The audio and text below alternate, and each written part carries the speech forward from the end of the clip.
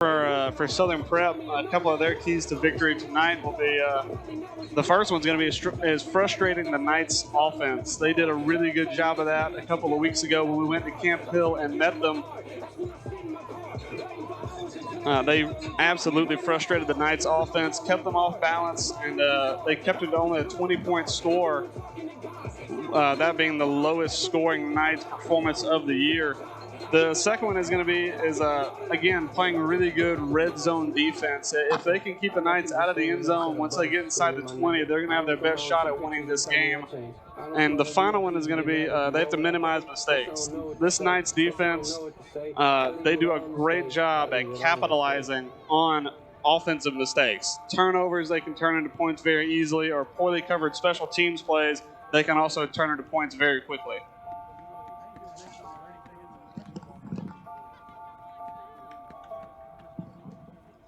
One of the coaches getting set there. There's the rest of the guys on the team.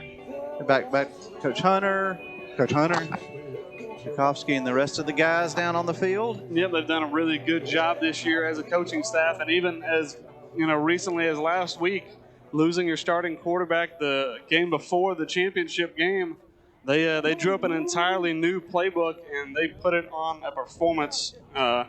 Last week, putting up 62 points with that revamped playbook.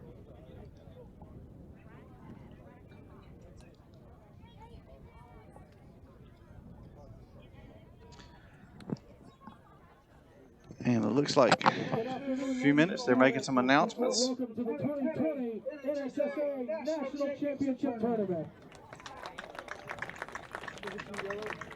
This afternoon, the Southern Prep Rangers will take on the Ezekiel Academy Knights in game one of the tournament. At this time, we ask that you please rise, remove your hats, hands over your hearts for our national anthem.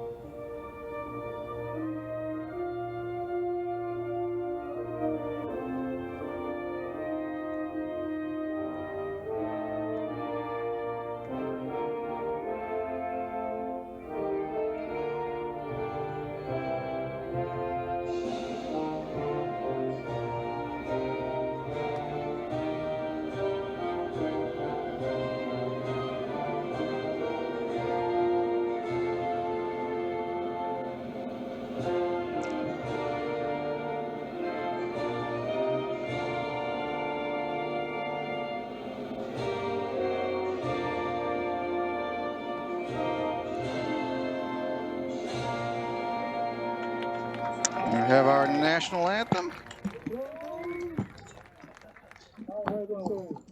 you for the amazing coach who's given us the great weather, the opportunity to come out here and watch these guys play a game that they love and that we love.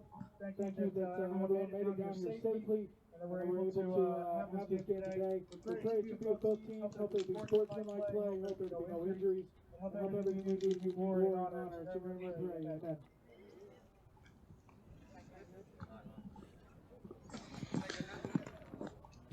As always, we have our customary national anthem and word of prayer before we start all of our games. We're fixing to get going here, and just refs are taking the field.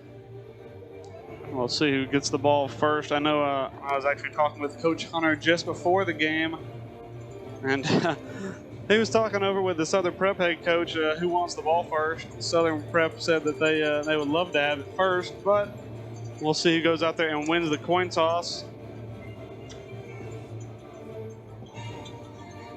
As the Knights get ready to take the field. We'll see who the Knights decide is going to be captain for tonight. Obviously, a lot of seniors on that team, a lot of good leaders for some of the young guys coming up.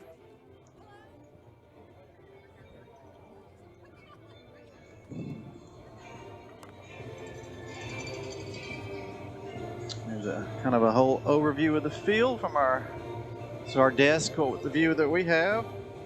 Yep. Cheerleaders made it down. A good field they've got set up for us tonight. Obviously, they'll be playing this game, and then Tennessee Heat and Evangel Lightning will be playing right after us, so it's always nice to get the field first before it gets too chopped up. Looks like we're getting And Noble Sefton is going to trot over. And looks like he's going to be the captain for the Knights this 12 o'clock kickoff game. We've got and here come the ACSC champions, the Ezekiel Knights, led by Austin Gay. We know that they're going to be excited to come out here and play this game as champions and the #1 seed, not only in the tournament, but the #1 in overall 8-man of football.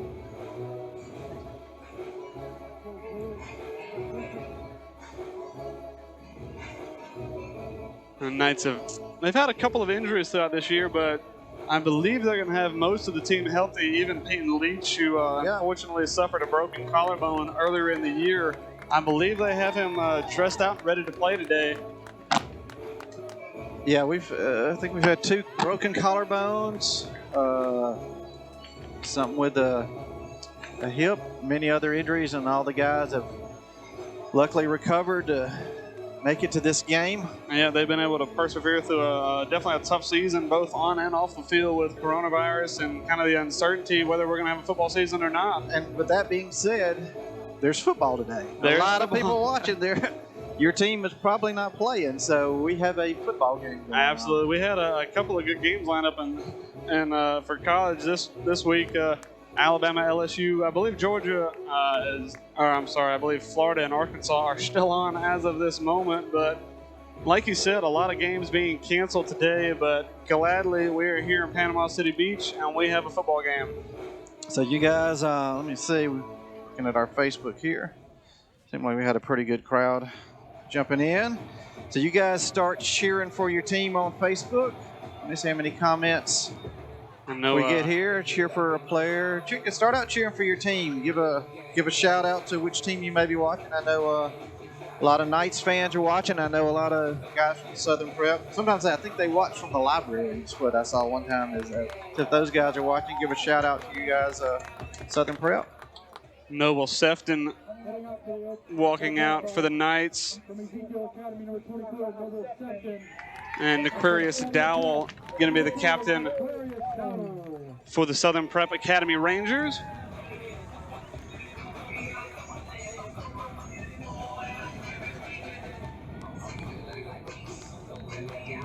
Noble Sefton, obviously, if you watch our broadcast, had a great week last week. I believe 5 total touchdowns on the night. One was a scoop and score fumble, a couple of touchdowns on the ground, and 1 through the air. Ezekiel Academy going to take this ball first. That's something they've found a lot of success with, and the crowd knows it. Ezekiel Academy generally able to put points up on the board. For the most part, less than a minute into a game, they do really well with scripting drives early. And we'll see what they decide to draw up for this opening drive.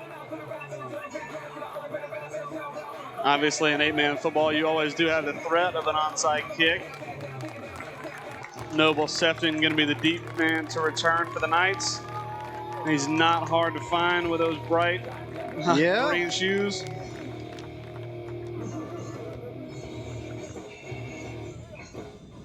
Took the matchup down. We good? You got everything good? Refs getting their strategy together for the game and set for a noon kickoff, and we are just about to get underway here. Yeah, the 8-man national tournament. This is the first game. Next game is Evangel Lightning and Tennessee Heat. Tennessee Heat will be playing. So the winner of this game and that game will be playing each other on Monday. Yeah, Tennessee Heat had a good season themselves. Obviously, Evangel Lightning coming in at the number 2 spot for 8-man national rankings, but Tennessee Heat coming in at number 3. As we get set for kickoff and to start this NHSA national tournament, onside kick coming. That ball squibbed down, and it is fielded well by the Knights. They're going to take this ball first, and they're going to end up right around the 45-yard line to start off this game.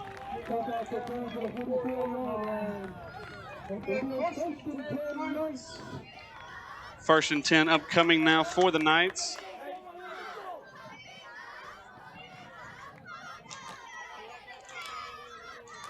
Guys, both teams are staying down around Laguna Beach Resort. Yeah, not too far away from this from the field. Saw both teams last night. Yeah, we did. We saw them going both into a meeting. Austin Gay set to be the starting quarterback for tonight. Bishop Spackman set beside him. Snap, handoff, Spackman right up the middle, and good penetration by Southern Prep to get Bishop down in the backfield quickly. That's going to be a loss on the play.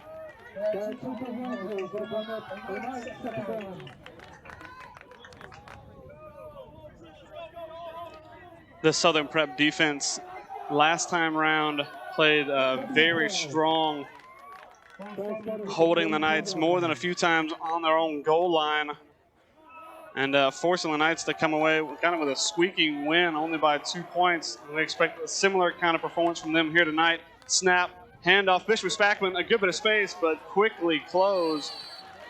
And it's going to bring up a quick third down for the Knights.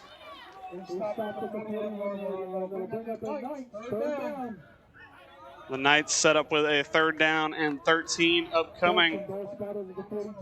2 Spackman runs going nowhere so far.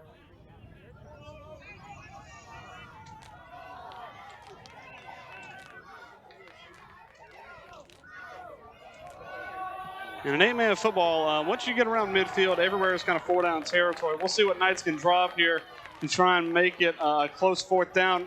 Austin Gay takes a snap, looking to throw, has time in the pocket. Pressure coming, though. He gets away from a few. Still on his feet, has to get around the edge, has a hole. He's going to get past the 50-yard line and is going to be down right up near the 1st down marker. We're going to see where they spot it. Great job by Austin Gay to find some space. Replay here. I mean, he had to scoot away from more than a few Rangers, and he does get the Academy Knights 1st down.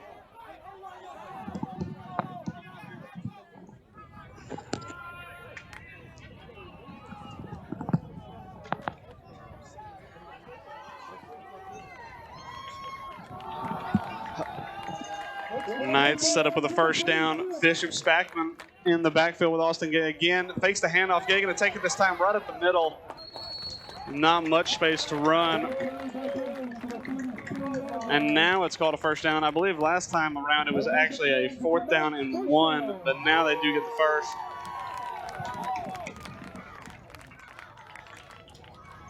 Team details? Team details? 12.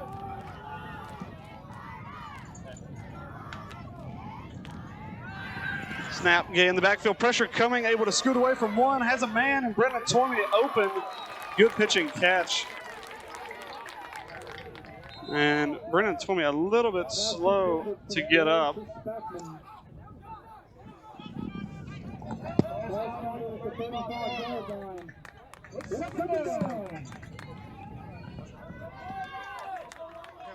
I gotta fix this one.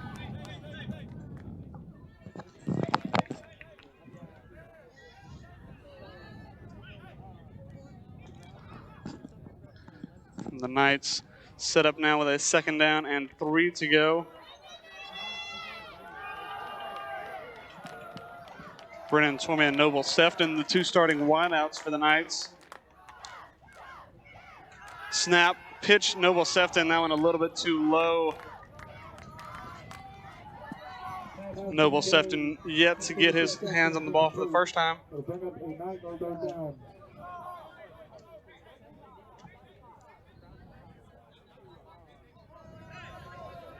It's going to be a 3rd down and 3 upcoming for the Knights after that incomplete pass.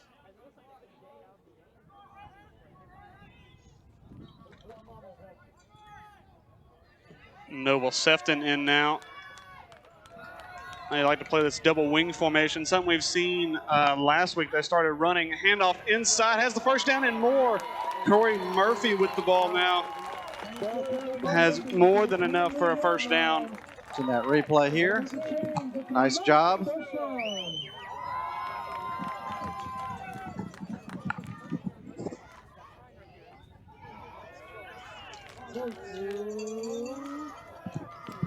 The Knights now another first down again, set up in that double wingback formation. Snap, handoff. Bishop Spackman around the edge, has pressure right in his face, but is able to drag a man or two for a short gain.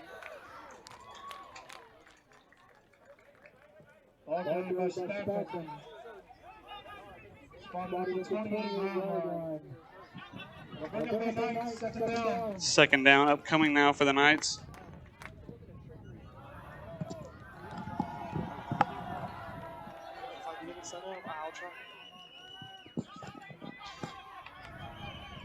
Second down for the Knights now. Handoff inside Spackman, able to scoot away from a few would-be tacklers, but the reinforcements come in and he is brought down.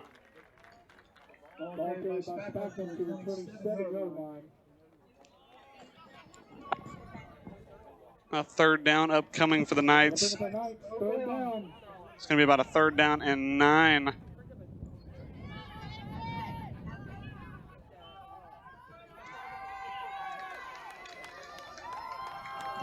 Austin Gage checked back in at quarterback. Peyton Patchell up there on the right side of the line. They love to run behind him. Corey Murphy, the man in the backfield. Snap. Corey Murphy gets the handoff. Ball's on the ground. There's a fumble on the play. The Southern Prep Rangers pick it up. He's got a chance to run at the end zone and is eventually brought down around midfield.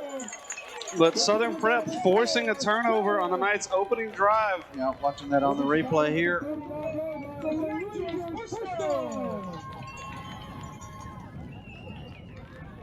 Yep, so big break, turnover, big break for the Rangers. Yeah, that was one thing we talked about earlier in the game that Southern Prep is going to have to do. They're going to have to win the turnover battle, and so far they're doing it.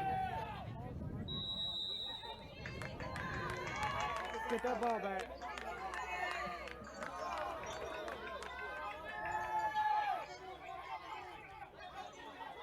Shotgun formation for Southern Prep. Snap, handoff right up the middle. Good tackle in the backfield, though. Peyton Patchell on the spot to drag down. That was, I believe that was an Aquarius Dowell on the run for the Knights. I'm sorry, for Southern Prep. Peyton Patchell makes a quick stop.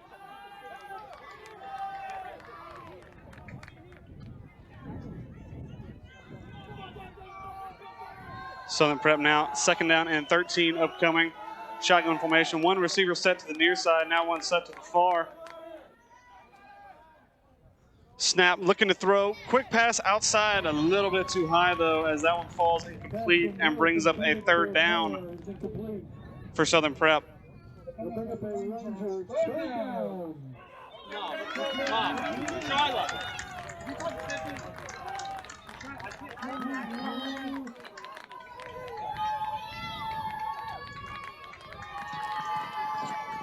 And a third down now for Southern Prep. We're going to see what they draw up. Again, it's likely to be 4-down territory. We'll see if the Knights, though, can get the quick stop after the turnover. Snap, pressure coming right away. A deep ball thrown and caught. It's a foot race to the end zone and nearly just dragged down on the goal line by Bishop Spackman. But Southern Prep now with a first down and goal at the 1. Yeah, take a look at that again on the replay. That's just just a deep ball thrown. Pressure couldn't get there, and a well-thrown ball. Great catch over the head of Bishop Spackman. And Southern Prep now primed to score.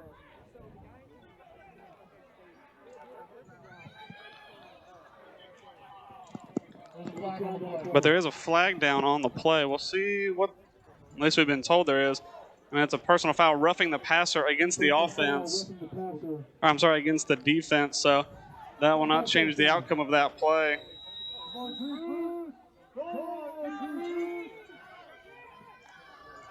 Southern Prep now knocking on the door, threatening to score first. Fakes the handoff, quarterback draw, and a good tackle by Corey Murphy.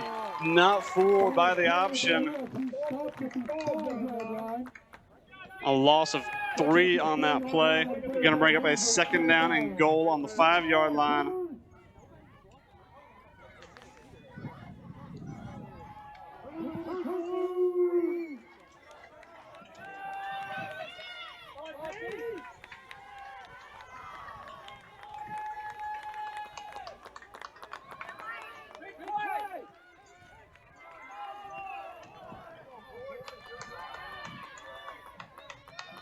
Shotgun formation now. Snap, looking to throw. That ball dumped a screen pass, open field, and a good open field tackle. Peyton Patchell on the spot again. Going to drag down Aquarius Dowell for a short gain. Third down upcoming now for Southern Prep.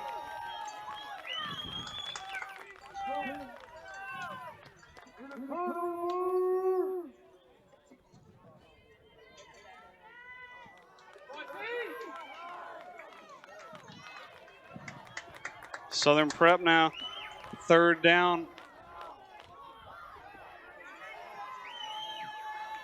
On the 5-yard line, man in motion. Dowell now set in motion as well. 3-man stack to the left side. Snap, pressure coming from around the end, and it's going to get there. A big sack. Isaiah Zorn gets in the backfield and makes a big sack, a loss of 5. And now Southern Prep have to make a bit of a decision where they decide to go out and try and kick a field goal or decide to go for it on this 4th down.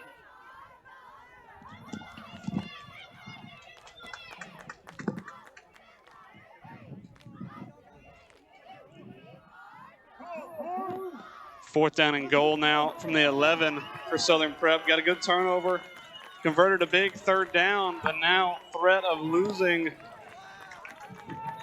a good starting field position, and they're going to take a timeout now to try and talk this one over. Timeout. Well, earlier in this game, we talked about keys to success for Southern Prep. The first one being win the turnover battle, and so far they're doing that. But also, whenever you take those turnovers, you got to capitalize and put points up on the board. Yeah, after a nice pass down the field, picked up about 40 yards on that one play. The Knights making a stand here at the goal line. Yeah, that was one thing we saw Southern Prep do a couple of weeks ago when we visited Camp Hill, but now it's the Knights' turn to try and set up some good goal line defense, and if they can get one more stop, they've done exactly that. Peyton Patchell already asserting himself in that defense as a great player, had some good open field tackles, and Isaiah Zorn got that big sack on the 3rd down. Now 4th down and goal to go for Southern Prep. Looks like they've decided to go for it. Austin Gay telling the Ezekiel crowd to get on there, and the crowd's getting on their feet here. Aquarius Dowell is the one set up on the inside, number 4. He's going to be their danger man. We'll see if they go to him. Pressure coming from the Knights. Pass out into the corner. Caught. It's going to be falling incomplete. And a turnover on downs for the Knights. Bishop Spackman, the man on the coverage, got just enough pressure on there to knock that ball away, but I don't think it was getting into the end zone either way. Yeah, good after a turnover by the Knights and a nice drive by Southern Prep, but an outstanding stand by the Ezekiel Knights there. I mean, it was 1st and goal on less than the 1 yard line. Less than the 1 yard line. Yeah, Bishop Spackman made that tackle just in time after that deep pass, and the Knights now get away with it. Quick. Yeah, they got 4 wide set now. Austin Gay takes the snap. Pressure coming, able to scoot away from it. Has some blockers downfield, and Brendan Tormey, and is going to eventually scoot out of bounds, but not after he gets the 1st down, and the ball's now down past the 25-yard line. Obviously, Austin Gay injured in that Lighthouse game a few weeks ago. We saw him take it a little bit more cautiously in the championship game, but he seems raring and ready to go for this 8-man tournament. 1st down and 10 for the Knights on the 27-yard line. Noble Sefton and Brendan Tormey set up to the left. Bishop Spackman takes the handoff. Can't really find much of space to run, but he's going to force his way down to around about the 29. It's a little bit slow to get up.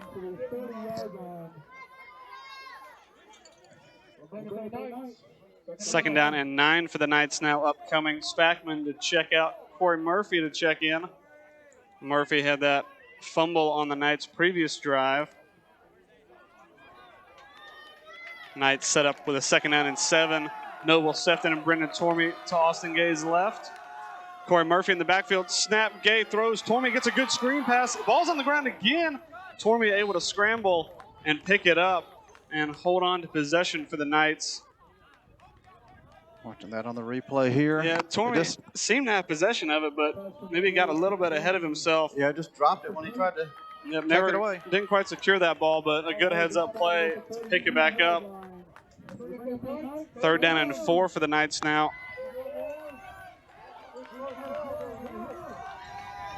Not quite in 4-down territory yet. If the Knights are not able to make it here, we expect to see a punt coming. Snap, handoff. Corey Murphy right up the middle, has a great hole, has the first down, and is going to be brought down right near midfield. Great blocking upfield by the Knights to open up a giant hole for Murphy, and he hit it quick and has another Knights first down.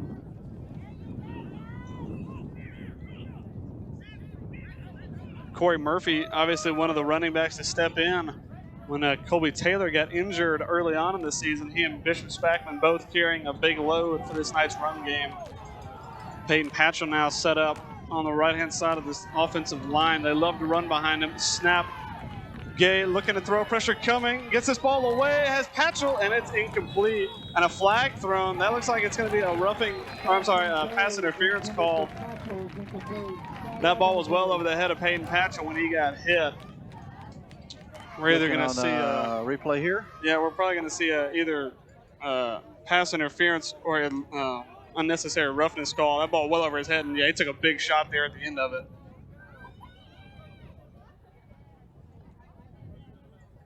Personal, yep. And it's going to be a personal foul. And a targeting call. And it did look like the right call when we saw the replay. See if I can. We'll watch it again here. That ball definitely over his head, and as he went down, he took a shot from behind. And definitely looked like a targeting call from our angle. Tough to see from here, but refs have a better angle. Knights now set up in Southern Prep territory. Gay takes a snap, handoff. Murphy gets hit very quickly. Good penetration from Southern Prep. And that play is whistled dead well before the ball was put on the ground. Yeah, nice penetration by Southern Prep. Yeah, they've done a good job of stuffing the run game. Corey Murphy again with the second time putting the ball on the ground early. But like we said, that one called dead before it was fumbled. Second down upcoming for the Knights from the Southern Prep 45, second down and 15. Speed package coming in now. Bradley Baumgartner, Jen Morris, Noble Sefton, and Brendan Tormey. All targets for Austin Gay now. Looking to throw. Has Noble Sefton wide open, but can't quite hit him. Noble Sefton did have a good bit of space to run if that ball was a little bit more accurate, but third down now upcoming for the Knights.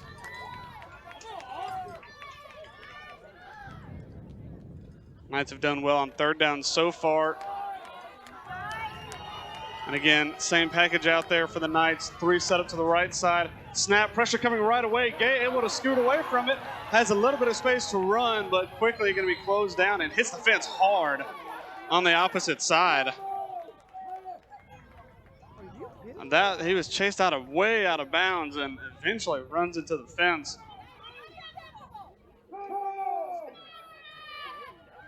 Look at that on the. And watch on the replay. Coming up limping a little bit. Yeah, he took a big hit to that fence. Chased out of bounds by number 19. And he definitely took a shot as he went out of bounds, but no flag thrown. A bit of it just a coming together there. I don't think there was anything malicious intended. Yep. But a fourth down now upcoming for the Knights. Austin Gay a little bit shaken up after that one, obviously. Yeah. I think it knocked the fence over a little bit too. I think he took a big piece of that fence. And a fourth down. He'll be okay. Yeah, 4th down and 9 upcoming for the Knights. It looks like they're going to punt this one away. Bishop Spackman back there to kick.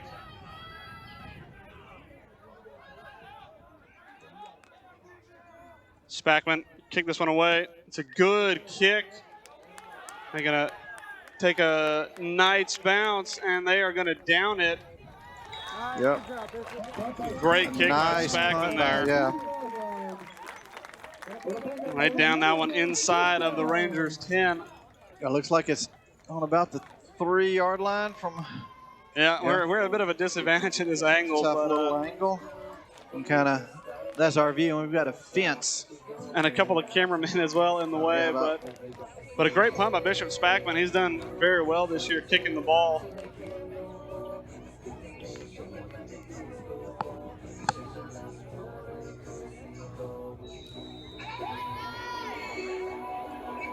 We got Zap Pest Control, one of our sponsors.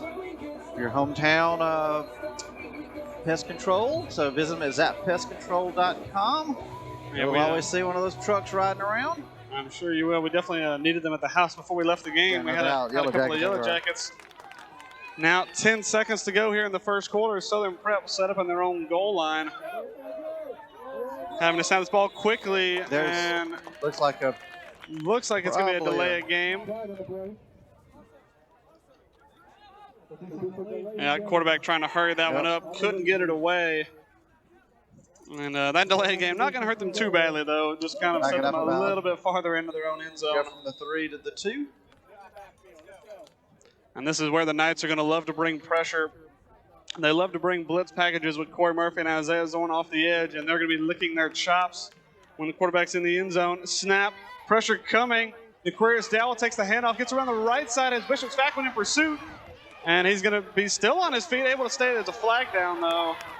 And this play, even though it was a good effort from Dowell, likely to come back from a holding call. You're watching this on the replay here. And the clock did expire as that play wound down. We'll see if we can't see where the flag comes in, but it was right there on the edge, likely going to be a holding call. And they are going to back it up, that flag down. It's going to be a spot of the foul flag. It was at the 3, and now they're going to back up even farther into their own end zone. Actually, I believe they called a false start, so I don't know why that play wasn't blown dead initially. Going to bring up another first down. And that clock did expire, but I think they're going to get an untimed down here.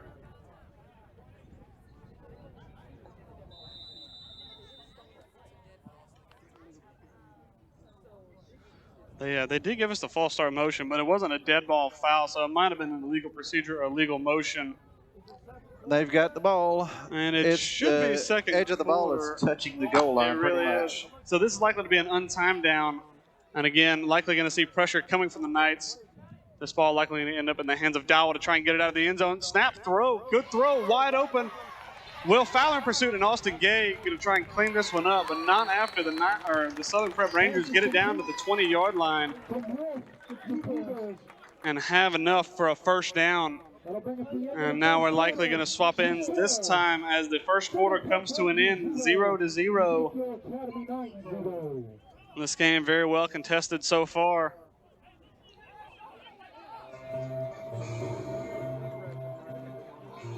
And a rare sight to see a scoreless first quarter for the Knights. And one thing the Knights want to do is to be able to get that defense off the field as quick as possible, because the games we've seen they struggle is whenever that defense is constantly out there, especially on a hot day like today, and they just kind of get a little bit overworked.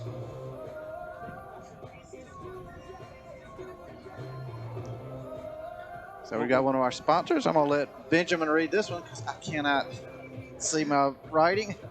Robert Morris Attorney, located in Deatsville, Alabama. If you're in need of legal services, they serve the River region. Just call 334-569-1820. We can probably find Robert Morris around here somewhere.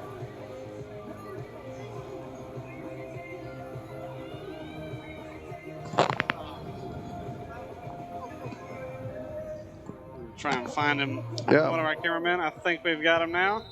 Deep in thought. We'll see if we can't get him to wave.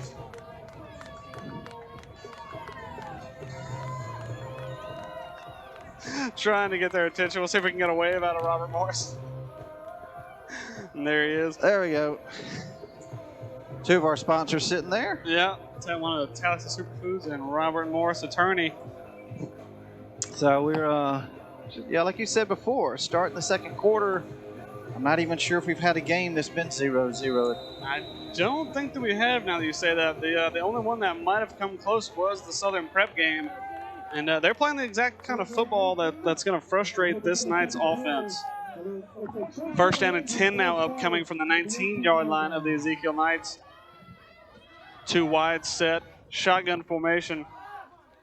Snap, looking to throw, throws to the near side, and it's just a little bit over the head of a wide open receiver. Yeah, he was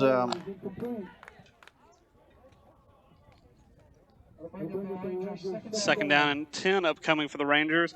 The Knights secondary playing a little bit off.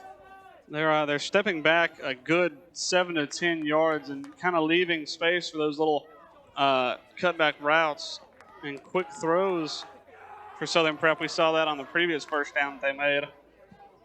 But obviously they do have a deep threat as well, as we saw on their previous drive. And again, the Knights going to stand off a little bit. Second down and 10 upcoming, two receiver set.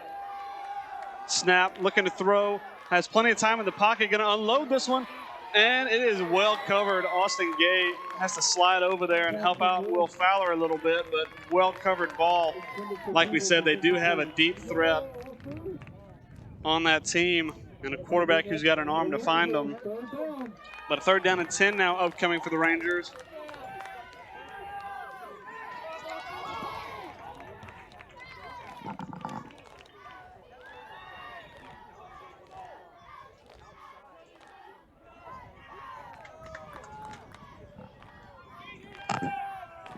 Down here to a third and 10, I believe. Yeah, two incomplete passes.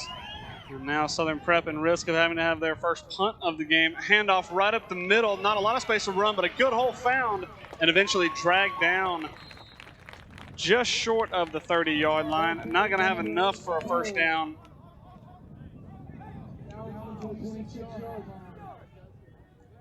We're going to see what they decide to do here on this fourth down. There's a fourth down and a 3 to go. 3, yeah. And they do look like they're going to go for it here. Knights fans getting on their feet. Yeah, looking to see, like I said, again, Knights playing a little bit of deep coverage. Likely to see a cutback route on this near side. We'll see what they drop. Handoff, looking to throw, and it's that exact route in the open field. Has the first down and a little bit more. Same play as you drawn up earlier. Yep.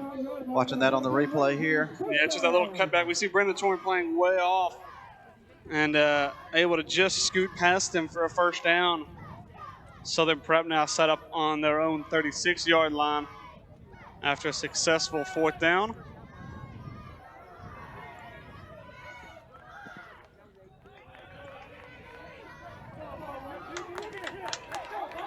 Set up again, shotgun formation, two-man set.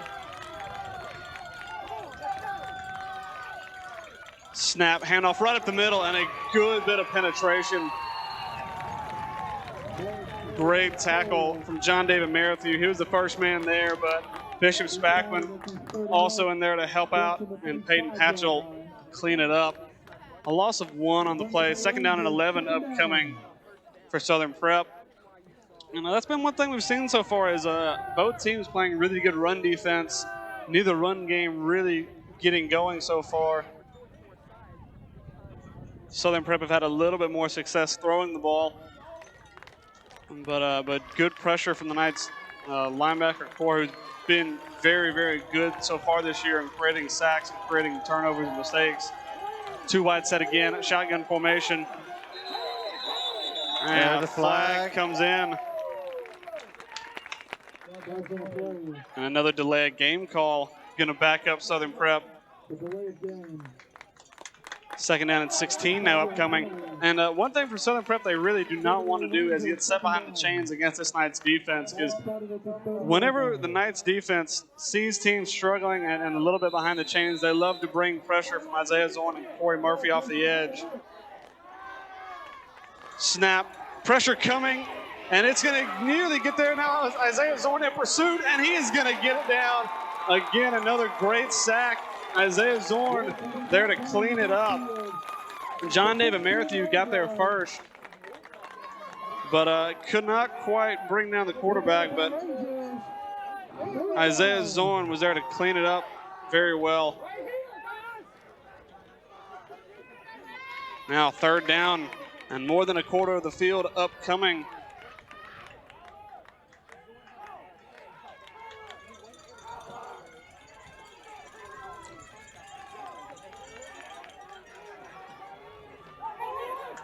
Four wide set now for Southern Prep.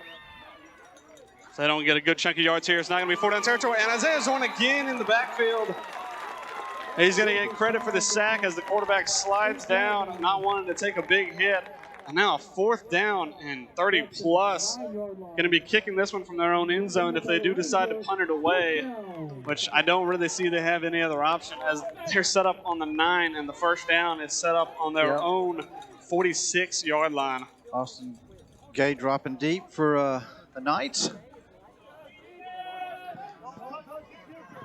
No, the Knights would do well here, not even bring pressure, risk hitting the kicker.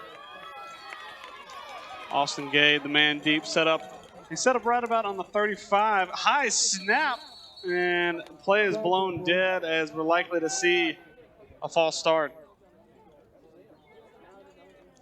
And if this is against Southern Prep, which it should be, if they blow this play dead, then they'll be backed up even deeper into their own territory.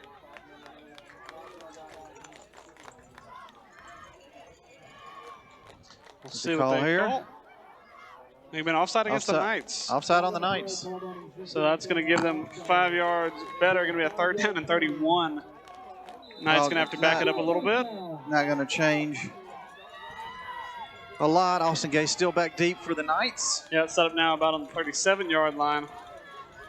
Southern Prep going to kick this one away from their own 5. If they can get it away, and they do, that one going to spiral out of bounds right at the 41-yard line of Southern Prep. The Knights now set up in very good field position.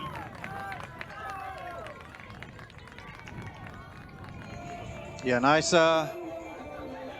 defense by the Knights. Yeah, again, a couple of mistakes by the Southern Prep that backed them up, but gives a good field position. We'll bring up Check out one of our sponsors. You can talk about your place. Yeah, Bert's Tackle Box, your hometown store for tackle, live bait, guns, ammunition, accessories, apparel, and so much more. Come see us at 1220 Hopeville Road in downtown Wetumpka. If you come on a Wednesday, I'll probably be there. Come see us. Yeah, come see us at Birch Tackle Box. Benjamin works down there on Wednesdays. Knights set up again, speed package 3 stacked to the left. Gay looking to throw, pressure coming, able to get away. Has a man over the middle in Jed Morris, but he cannot quite hang on to that football. Well done by Austin to scoot away from some pressure there and find Jed Morris, but a little bit over his head, but you feel like Jed will feel like he should have come down with that one.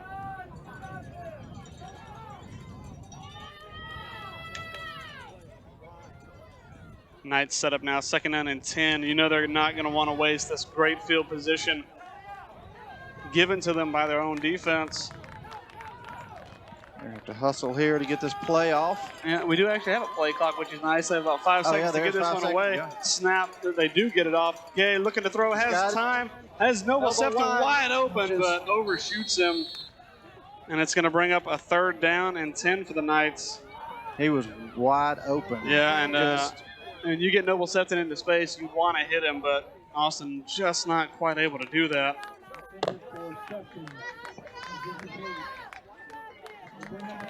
Third down and 10 now upcoming for the Knights. Bradley Bumgarner checking off Isaiah Zorn, checking on a bit more of a power package. If you're missing a voice, our friend Daryl wasn't able to make the drive down to Panama City, but I think he is watching. He sent me a picture of his television with the game upon it, so he's been texting us back and forth. Knight's going to take a timeout here and talk this one over. Sure. Yeah, let Daryl. If Daryl's on, he can leave us a comment on his thoughts on the game and do it virtually. That'd be awesome. Appreciate. We're borrowing one of his cameras. Yep, absolutely. Yeah, he helped us out a lot, obviously, through the year. Also. Yeah, Daryl is. Yeah, he's he does a lot for Ezekiel Knight's program, and just the filming, the huddle, and PA. He don't like me saying DJing, but he does. He handles a lot of that for the Knights, not just for football, but for basketball and various other things. So I know everybody appreciates what he's done over the years. Absolutely. I call him DJ Daryl whenever he does get some music cranked up. He's sitting there laughing. He's going to comment us out in a minute. So, 3rd down and 10 upcoming for the Knights. Austin Gage checking out. A little bit of discomfort, it seems, on the sideline. Noble Sefton going to step in and take the snaps, at least for this 3rd down. Yep. Bradley Baumgartner and Isaiah Zorn on either side. Now Bishop Spackman going to check in at this double wingback formation, which they started to run a good bit last week to pretty good success. Yeah, they when Austin went out, they had to regroup a little bit. Bradley Baumgartner, the man in motion, fakes the handoff. Bishop Spackman's going to get it. Has 2 blockers ahead of him. Finds a great seam on the outside. Has the 1st down. And is going to be dragged down out of bounds. But it looks like he's going to have enough for an Ezekiel Knight's 1st down. And they're actually going to call him just short. 4th down that and was very 1 upcoming. Very close spot. The spot. Knights now set up with a 4th down. Austin Gay going to check back in at quarterback. That is very. That's a very tight spot. Very close. This time 3 set up to Gay's left. The 1 on the right is Brendan Tormey. Snap, looking to run all the way. Has a good blocker and a great hole. Has the 1st down and a strong tackle. And Gay a little bit slow to get up.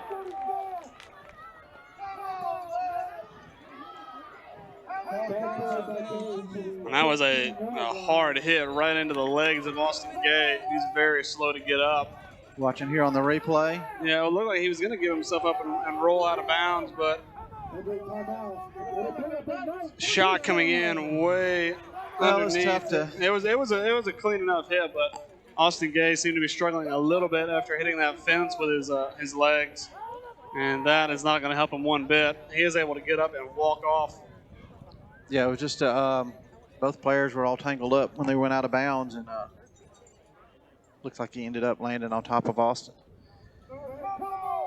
Hunter out there, head coach for Ezekiel, talking it over with the officials. Be very curious to see what they're talking about.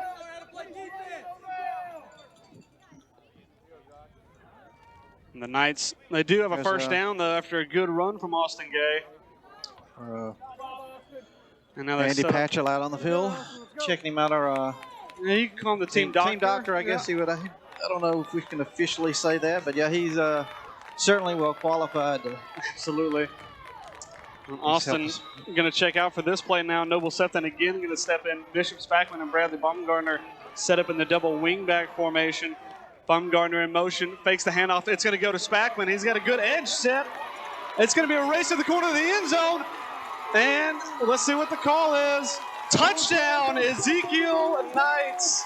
They open the scoring for this 8-man tournament game. And Bishop Spackman is the one to get into the end zone first.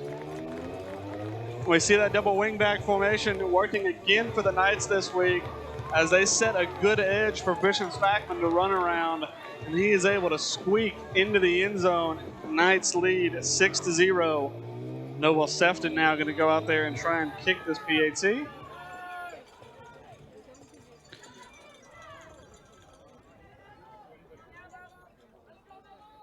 Brendan Tormey to hold, as he's done all year. The kick is up, and it is good. Good, yep. We've actually got a cell tower next to us, and Noble just about sent that ball over that fence. Into the cell tower. Yeah, I don't think we would have gotten that one back if he had done so. Watch the, we'll take a look at that replay on the touchdown here. Yeah, a good edge set by the Knights here. Gives Spackman just enough room to squeak into the end zone.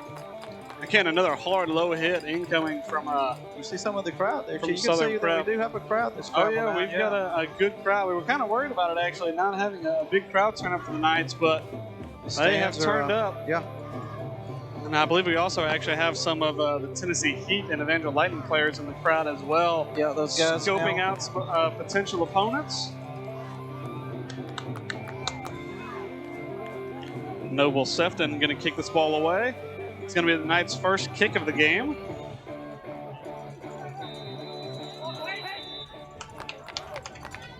So we've got just about 6 minutes to go here. The Knights lead 7-0. Squib kick from Sefton, and it is just going to squeak out of bounds at the 10-yard line and going to give Southern Prep good starting field position for their first drive of their second drive of the second half.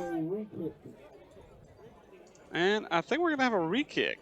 I should say, would that not have? I didn't watch the whole kick, but it wouldn't have been a flag. It definitely went unless out they're of going to bounds. just. Not something we often see. I don't know why we're going to have this re-kick, but the ball generally set up on the 35-yard line, and now we have an official walking out at the 35, and they're going to spot it down.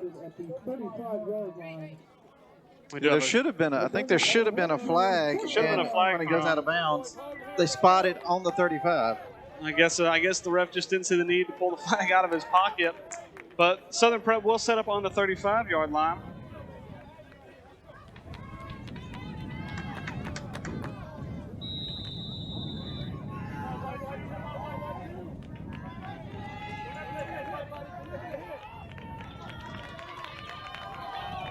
Southern Prep set up two wide. Shotgun snap, a little bit of a low one, well contained. Handoff right up the middle, has a good hole, has a first down and more. Austin Gay going to have to slide over for the safety spot and make a tackle at the 39-yard line of the Knights. A good opening play from Southern Prep on this drive. Yeah, nice run there, getting outside. Yeah, had a great hole opened up in the middle, and Austin Gay did well to keep up with him and make the tackle on the Ezekiel 39. But a flip of field position now already in 4-down territory, likely for Southern Prep. Yep, as we get down to the 6-minute mark, halfway through the second quarter here. Yeah, been a tightly contested one so far. That's going to be Southern Prep's most successful run of the game, as the Knights have so far contained Southern Prep's ground game. Shotgun snap now, looking to throw, slings the pass to the near side, and that one just drops a little bit high, but a ball that likely should have been caught. Second down and 10 upcoming for the Rangers. Again, soft coverage being played by the Knights. Not really wanting to get that ball thrown up and over the top. But one thing we've seen from the Knights so far this year is if the defense can hold offenses from having explosive plays and extend drives, they're very likely to force turnovers. Of course, Southern Prep winning this turnover battle so far after forcing a fumble on the Knights' opening drive. Second down and 10 now for Southern Prep. Snap, looking to throw, has a man, and again, another drop. That ball nearly tips at the line. Corey Murphy did a good job of getting a hand up there. Watch this. And it might have actually got touched just a little bit, but that ball definitely should have been caught. Southern Prep now set up with a third down and 10.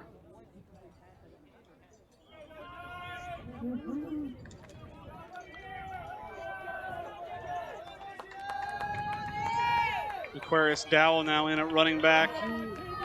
He's been a strong back all year for them so far.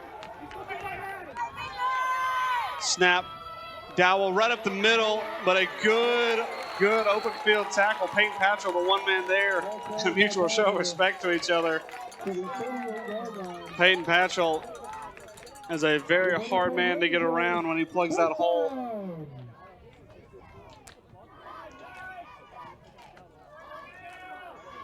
If you had to make a call for defensive player of the game so far, you'd say Peyton Patchell is probably at the top of that list. Some good open field tackling. And now going to bring up a 4th down and 9 for Southern Prep. Dowell again in the backfield with Owen Wolf at quarterback. Looking to throw a little bit of a high snap, gets it down, looking to throw. Isaiah Zorn around the edge. He's going to have to scramble away, and he is not going to have enough for a first down. The Knights make another good stop and force a turnover on downs. One thing we see on occasion in 8-man football is once you have good coverage on the outside and that hole opens up in the middle, it leaves a lot of room for quarterbacks to run, but the Knights so far doing a good job of staying home and playing a bit of a spy on that quarterback. And a lot of times 8-man is on a 40-yard field. This is a 50-yard. Maybe it's not quite as wide as a normal field. It doesn't look quite as wide. But when you have a normal wide field, speed comes into play. Absolutely. And talking of speed, Noble Sefton checked in now.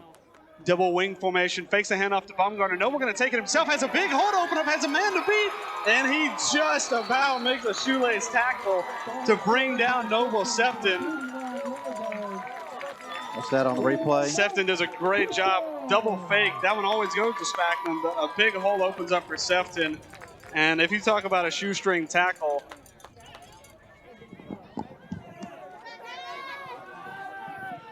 Noble Sefton had 5 total touchdowns last week in the championship game. Looking to get his first one there, but just denied. Spackman this time in motion. Handoff. Bradley Baumgartner takes it around the right side. Has a good hole to open up, and there's a flag flies in. And a flag thrown in out of bounds. Likely going to be 2 offsetting penalties, as we saw a holding call, or at least what's to likely be a holding call, and a tackle out of bounds. Let's go. Bradley Baumgartner getting his first touch of the game there. And, you see him drag him out of bounds. And a flag flies in not only from the sideline judge, but the backfield judge as well. So we get the call right here in front of us. And there's 2 fouls on the play. 1 holding call on the offense and a face mask. Those penalties are going to offset and bring up another first down for the Knights. You said Bradley Baumgartner getting his first touch of the game. Usually does well to catch the ball in space, but this time getting the ball on the ground. Unfortunately, his effort chalked off from a holding call. Knights again set up on the 49-yard line of Southern Prep. And Austin Gay back in at quarterback. Snap, fakes the handoff, looking to throw. Has Noble streaking down the field, but tries to find Brendan Tormey, and it's just out of his reach. Noble Sefton was. He had a shot. Noble Sefton was staring at the goal line. Also check that one down. Tried to find Brendan Tormey, but it was a little bit out of his reach. See at the bottom of our screen here. Yeah, Noble just takes off and. Now, Austin, I believe, saw him, but decided he liked the Tormey route a little bit better. But unfortunately for Brendan Tormey, not able to hang on to that one. Tormey and Sefton again. The 2 receivers set to Gay's left. Bishop's back, or I'm sorry, Corey Murphy in the backfield with Gay looking to run now, and pressure coming, able to spin away from 2 and a third, and he's going to have about 5 on that play as he is corralled out of bounds. Doing a very good job to get away from some would-be tacklers in the backfield. And it's going to bring up a 3rd down for the Knights. As he got down to the 45-yard line. Knights now set up with a 3rd down, but again, this likely to be 4-down territory. Brendan Tormey and Noble Sefton set up to the left. Corey Murphy in the backfield with Austin Gay. Takes a snap, looking to throw, has Sefton on a screen pass, and again, can't hit him. 4th down and 5 now upcoming for the Knights.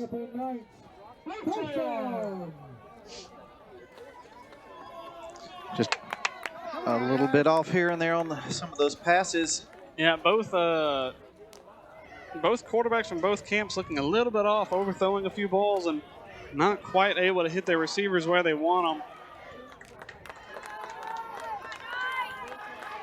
3:47 to go here.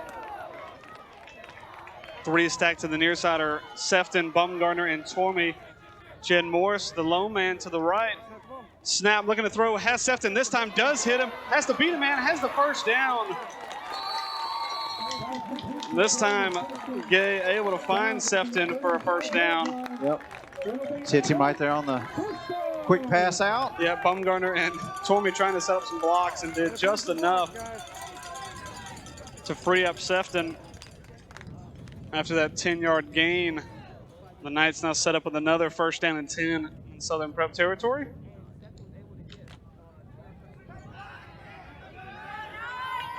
Sefton and Baumgartner set up to the left. Definitely the speed package for this Knights receiving core. Corey Murphy in the backfield with Gay. Handoff right at the middle, has a big hole, has to beat the two safeties, and he is going to do it. Touchdown, Ezekiel Knights. Corey Murphy, a great run right up the middle. A big hole opened up for him by his offensive line.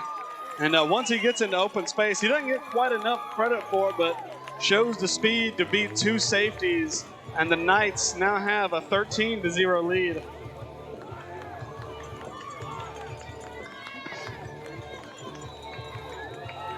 Yeah, you just wait for that play to open up, and when it happens. Absolutely. The Knights have thrived this year on the big play. And showing it again there, Corey Murphy. And now Noble Sefton shanks that one a little bit. He actually put it in the soccer net, which he does play soccer, yeah, so maybe it's probably a distraction. It's probably a bit of a distraction for him. We'll take a look back at that touchdown here on the replay. Yeah, we'll see pressure coming from the outside from Southern Prep, but that's going to open the middle up. And once Murphy gets into space, he is not going to be caught. That's another thing kind of to talk about with 8-man football is whenever you have to either decide to bring pressure on the outside or right up the middle. You don't really have enough personnel on the field to do both. And the Knights timed that run perfectly as they found a big soft spot in the middle of the field and now extend their lead to 2 possessions.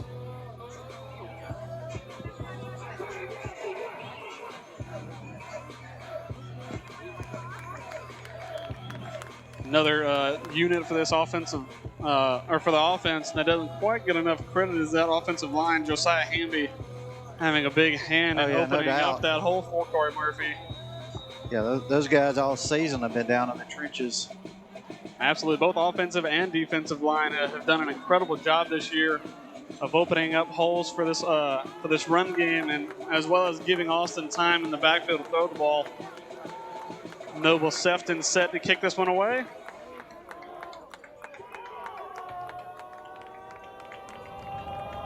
And this one scribbed again. Going to be fielded a little bit awkwardly, able to pick it up and slips down right at the 27-yard line. A flag flies in.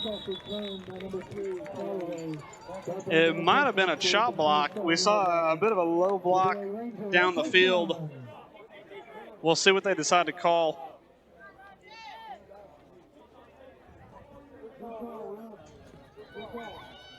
Likely going to see a chop block here. It was a fairly obvious one, in fact. He did signal for Southern Prep's way.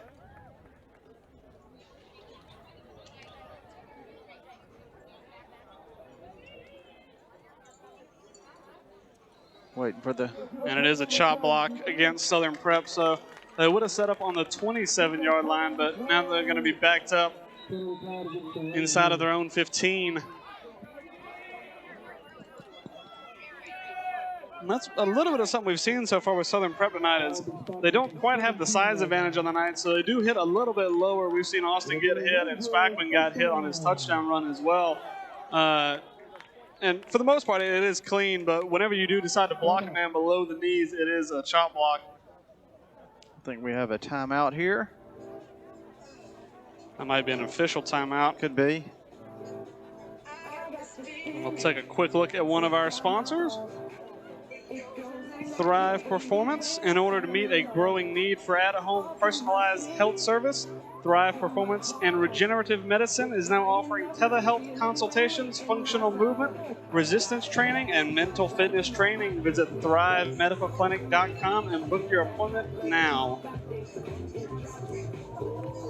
Yeah, that word, I know you don't like it, regenerative medicine. Regenerative medicine. As a bit of a tongue twister.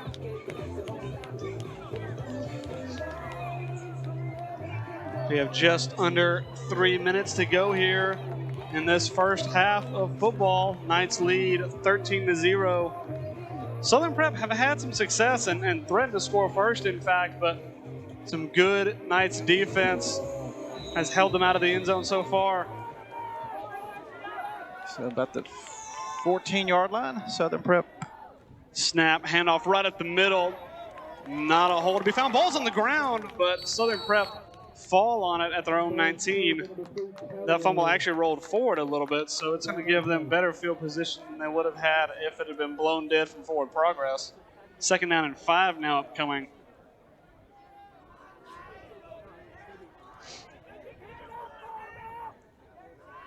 Run game has not been Southern Prep's best spot so far tonight. They have had 1 or 2 successful runs, but the Knights on a whole have been able to contain them very well. And a couple of drop passes also haven't served them very well. We'll see if they can't draw up something a little bit more productive here as we get down to 2 minutes. Handoff right up the middle. That hole quickly closed, though. Isaiah Zorn right there. And Peyton Patchell helps them clean up that tackle. A loss of 3 on the play. Going to bring up a 3rd down and 8 for Southern Prep. And a timeout called. And again, we see that hole closed up quickly by Isaiah Zorn, and Peyton Patchell has enough speed to get around the backside and drag down the running back.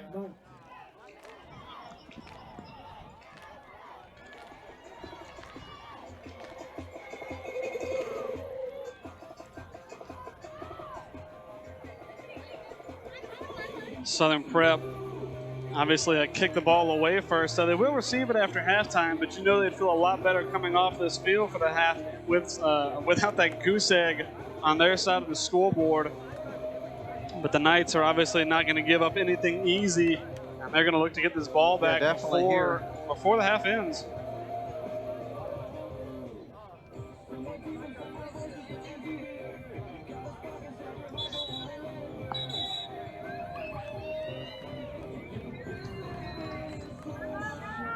Everyone joining us on Facebook. Be sure to keep the shout outs going for your team. Got quite a crowd watching. Yeah, both on in person and on the broadcast. 3rd down and 8 upcoming for Southern Prep. Shotgun snap, 2 men set to either side. Fakes a handoff right up the middle. Quarterback draw, looking for some space. Isaiah Zorn there to clean it up, but not after he gets the 1st down. And he does have enough once it got to that 26-yard line, just enough for a 1st down. And Southern Prep going to extend this drive.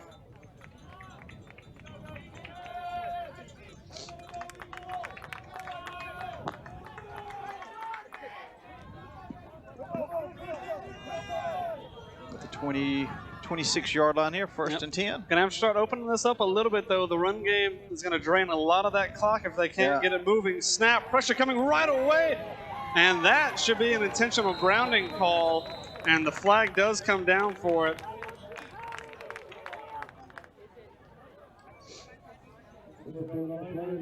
That likely to be an intentional grounding, but Peyton Patchell can't quite believe it. Might think he got called for roughing the passer. But it looked like he got there in time. The quarterback was getting rid of that ball with Peyton Patchell around his ankles. We'll watch that again. I mean, no blocking for Southern Prep up front. It seemed like the whole Knights defense was in the backfield before you knew it. And a very clean tackle from the Knights. Should just be an intentional grounding call. We do see 2 flags on the field.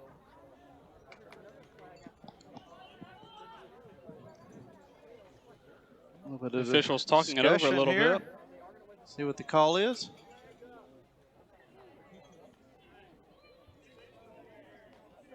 And unless it was qualified as a backwards pass, which I don't believe it was, that should be an intentional grounding call.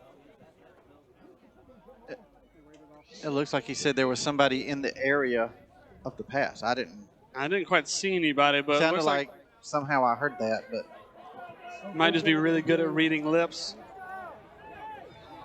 And should be a 2nd down and 10 now, as that's just qualified as an incomplete pass.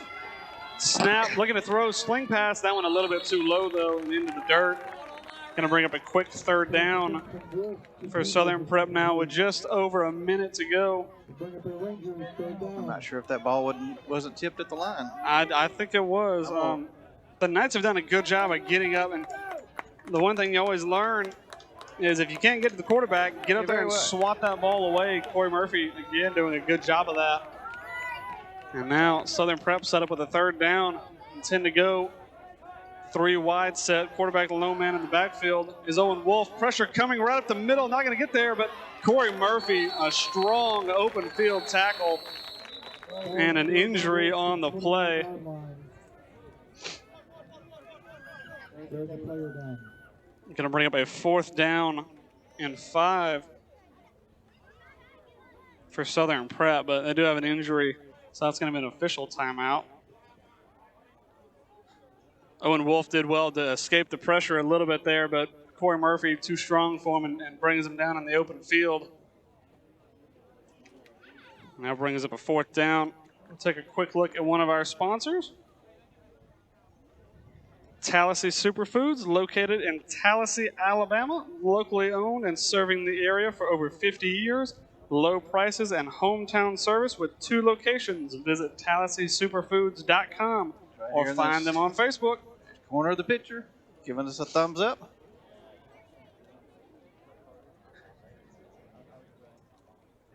Yeah, we Tallahassee Superfoods helping out a little bit with the meals on the way down for the guys down here. They're all staying in I guess maybe all the teams are probably staying at the resort, Laguna Beach Christian Resort. We definitely saw Southern Prep whenever we were over visiting some of the Knights last night. And they a lot of players in one room. A lot of players in one room. The whole team was in one house, I believe. So I'm sure the coaches who stayed with them last night, that would be a worthwhile interview. Absolutely, a bit of a restless night, I'm sure. And the injured player was Leon, I believe that's Daigle for Southern Prep. He's able to get up and walk off under his own power. But now a 4th down and 6 upcoming. Yep, just at a minute to go. And it looks like they're set up to punt. And the Knights have no one back. Nope, not looking to return this one at all. Maybe looking to try and block it, but they certainly don't want to hit the kicker in this situation. A 4th down and 7, a personal foul will give an automatic 1st down to Southern Prep.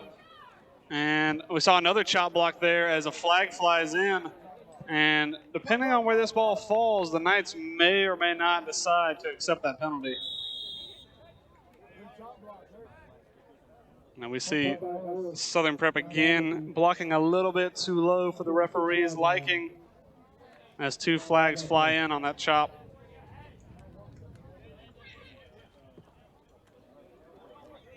Coach Hunter talking it over with the official, deciding what they want to do.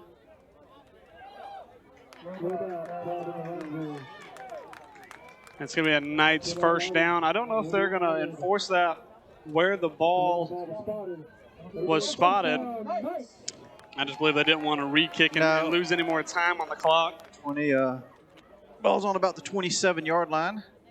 Yeah, and with 36 seconds to go, the Knights having to work a little bit quickly here. Actually, they are walking that penalty off right now.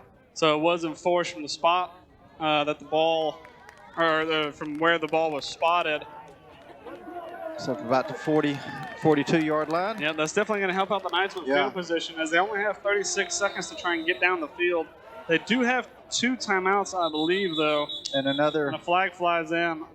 Could be. I don't think it was a delay of game, as they just got the ball spotted. Yeah, Southern Prep might have too many men on the field, and they do, so that's going to walk them off 5 more yards. A 1st down and 5 now coming for the Knights. Again, Southern Prep helping out the Knights a little bit, trying to walk this ball down the field. 4 wide set, Noble Sefton and Bradley Baumgartner, the speedsters on the left. All right, now Noble Sefton goes in motion. Looking to throw. Gay looks to Bradley. Baumgartner has him wide open, makes a catch, and he's in the open field. Touchdown, Ezekiel Knights. A dime of a pass thrown from Austin Gay. Finds Bradley Baumgartner over top of the safety, who fights him off and is able to find the end zone just before halftime. Ezekiel Knights lead 19-0.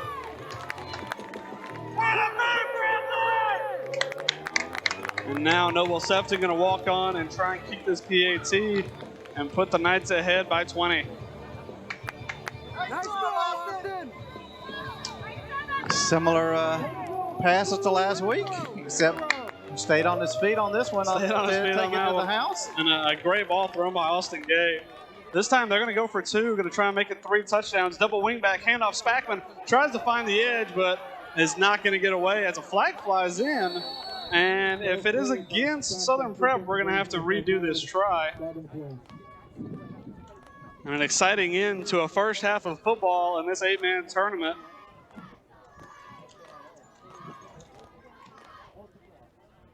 And that's going to be a block in the back against the Knights. That one's going to be declined, and the 2-point conversion is no good. We'll take a look at the... Yeah, we'll take a quick look. Noble Sefton, the man in motion, maybe confusing the coverage a little bit, leaves Bradley Baumgartner wide open and fights the safety off to win that ball and waltz it into the end zone and give the Knights a 19-0 lead against Southern Prep Academy. The Knights only able to put up 20 points in their last meeting, already almost there in this first half of play. We expect to see a safe kick here from Noble Sefton. Try not to give Southern Prep a good return to set up a score late in this first half as we have about 25 seconds to go.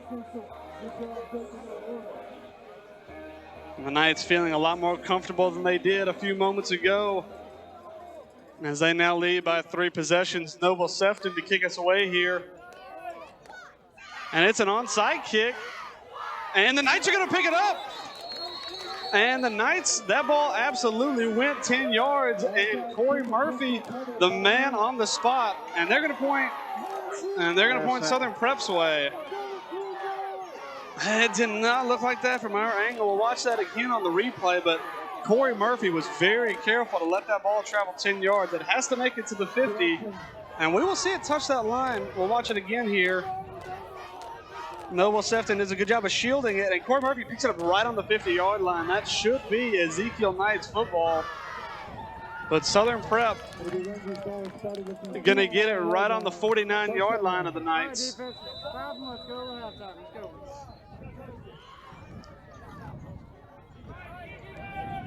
Southern Prep now going to try and get a quick strike of their own. Owen Wolf, the quarterback, going to step up in the shotgun formation. Aquarius Dowell, the man set off to his left. 25 seconds to go here. Snap, handoff right up the middle, has a good lane and has a race against Austin Gay. He's going to slide down. Nice run. Yeah, a good run. Yeah. Not something we've seen so far from the Rangers, but they do a good job there of finding a hole, and they're going to use their last time out of the half. And we're down to about 16 seconds, 17 seconds left here. And we know obviously the Knights have a kicker in Noble Sefton to kick field goals. We're not entirely sure how Southern Prep stack up in the kicking game, but if they can get within range, you know they like to at least get some points on the board before the half ends. We'll take a quick look at one of our sponsors here. Zap Pest Control, your hometown company serving your needs in the river region for termite and pest control. Visit zappestcontrol.com or call 334-244-7778. We get set to end this first half of football. It's been a good one so far. 4 wide set, 3 stacked to the left from Owen Wolf and 1 to the right. 16 seconds to go here. The crowd is getting on their feet. Time to throw, unloads it, and it's caught. Touchdown for Southern Prep. A great throw over the head of Brendan Tormey, and Southern Prep gets 6 points on the board before the half. And there is a flag down. We'll see if they decide to walk it off. There are 2 flags, I believe, on the play. The first one close to the line of scrimmage, so we'll see if that touchdown is going to stand or not.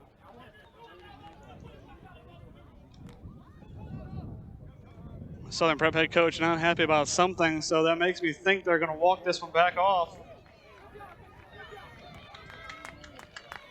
And an illegal substitution or illegal motion for,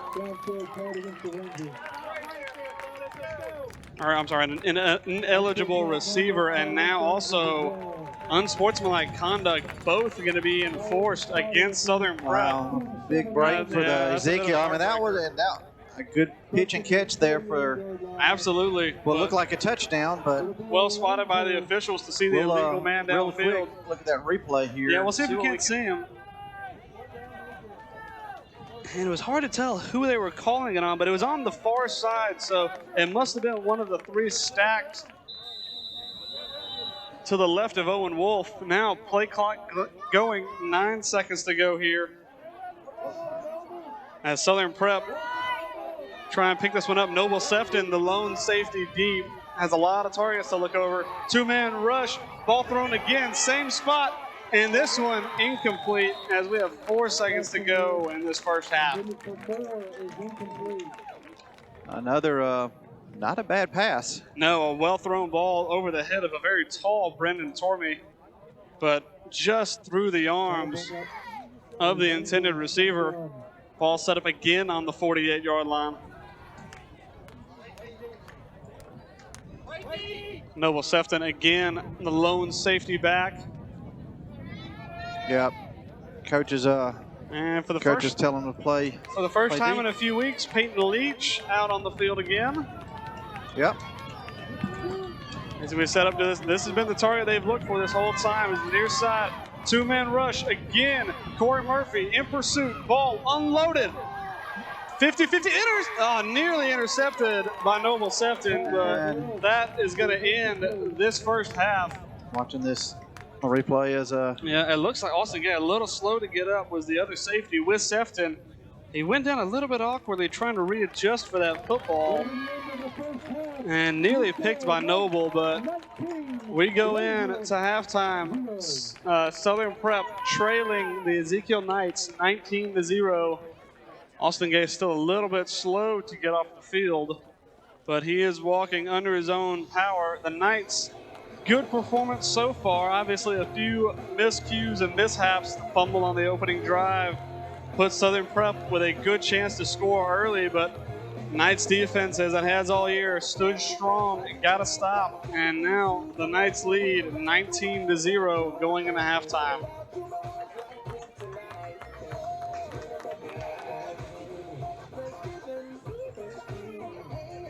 A few of the talking points for the game so far. The Knights' run game a little bit slower than they're accustomed to. Corey Murphy able to find a little bit of space sometime in the middle of the second quarter, and obviously Bishop Spackman found a good edge and got the scoring started for the Knights.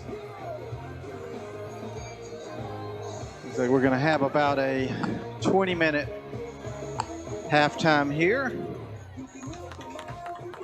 And then Bradley Baumgartner with the late touchdown, going to extend the Knights' lead to 3 possessions. Southern Prep looked like they had one of their own back, but an ineligible receiver downfield unfortunately chalks that one off, and they go into the half scoreless.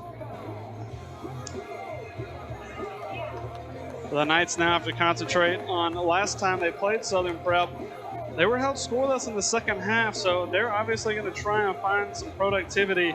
Southern Prep do very well with adjusting defenses and adjusting offense to frustrate the Knights.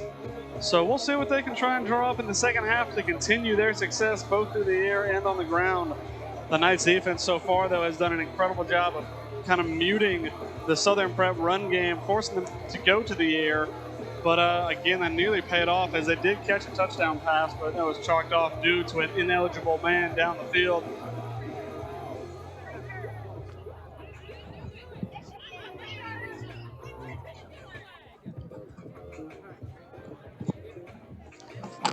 Oh, there he is, coming on up. We got I have a couple of guests here. We usually have the cheerleaders on. Probably not any cheerleaders going to do any activities here, but I brought our friend and Ezekiel announcer Hunter Smith up. So what do you think of the game so far? Man, my voice is already going. I'm fighting against everybody out here, and these referees, they're something else. But I gotta say, for having the second touch against the Southern Prep team we had trouble with last time, only game I didn't get to go to this year. They've responded very well. They have just gotten to their heads and they're scoring very well. I love everybody who's putting in the team effort. The new game plan's working out. It sucks not being able to be the voice out here, but I'm enjoying it regardless. Enjoying it with everybody out here. I'm ready for round 2 after this one. I really am. Yeah, you're getting a little bit of a break from announcing, I guess, but that's probably.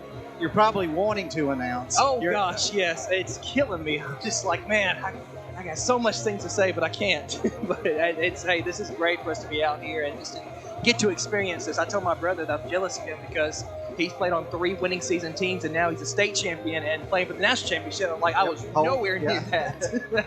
Yeah, Holden's he's having some good years here, huh? Yes, he is. I think he's getting a lot of experience, and I think he's ready for wins this time. So, but you did get to call the state championship game. I did get a call. How exciting was that? Well, when playing against Lighthouse, the first time we played, I got in trouble from one of their fans by saying that I was being too biased, and he was going to let the whole world know about me. So I was like, good, I need a job. It was a great honor to call a state championship game and just see our boys out there call it, having to hold back. But as soon as that last bell rang, I mean, it was all nights. Yeah, that was a fun game.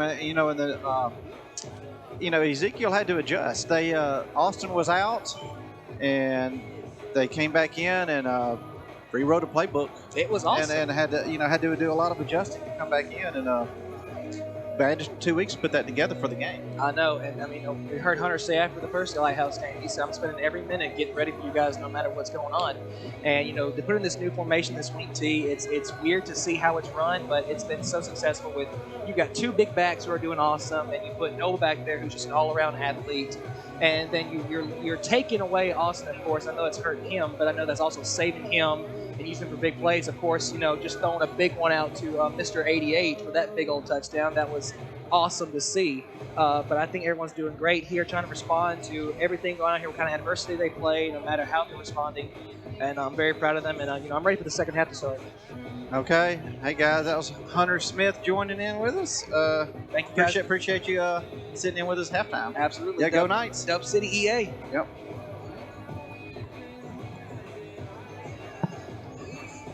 So still, we're about 14 minutes left here at halftime. Both teams, I'm not even sure there's a locker room here, as we can, we're looking in at Southern Prep. They pick one side of the field, and they're out of my picture, but I believe the Knights are on the other side of the field. So you guys watching on Facebook, if you'd like to throw out any questions, let us know where you're watching from. Let us know who you're cheering for. Knights or Southern Prep, either one.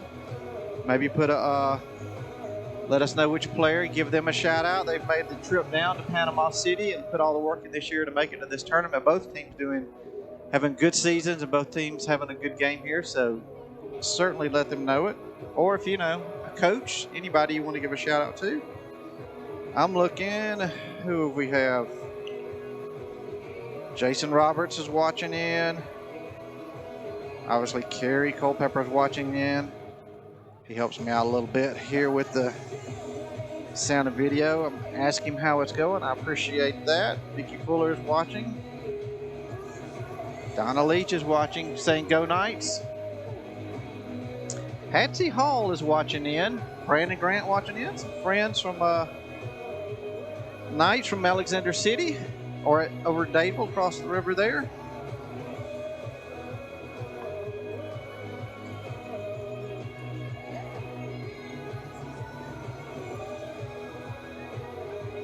Charlotte Baumgartner is watching, but she's here, so she's watching on her phone. Allie Sawyer is watching. Hey, if you guys are watching it down at Southern Prep, I know you guys sometimes pull it up in the library or somewhere that you have. You guys give a shout out to the guys down here. Travis Hill, watching performance. He's one of the guys that's part of one of our sponsors here. Dee Brown, Elliott says, go Sam Brown, number 26.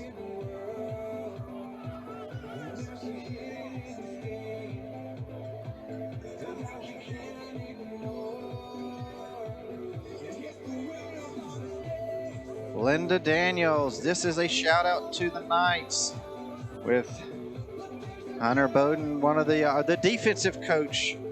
He definitely needs a shout out. He's had not only shout outs, he's had some shutouts this year. A couple of goose eggs for the other team. I know he was excited, I think maybe 3 in a row. So he has done an outstanding job with guys on defense. I get a chance to watch those practices, and all the coaches go through. Coach Tchaikovsky, he's special teams coach, working a lot with the kickoffs, receiving punts, extra points. Speaking of extra points, Noble missed one today. He put it in the soccer goal, but I believe last week during the game, all the touchdowns, we went for 2 on one play, but every other touchdown he made every single extra point, something like 8 extra points in a row, which is an outstanding job, especially in high school.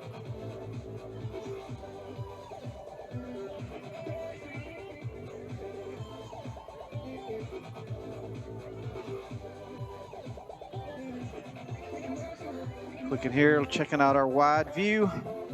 We get down to about the 10-minute mark. Ezekiel is leading 19-0. That camera right there is sitting on our table where we are set up.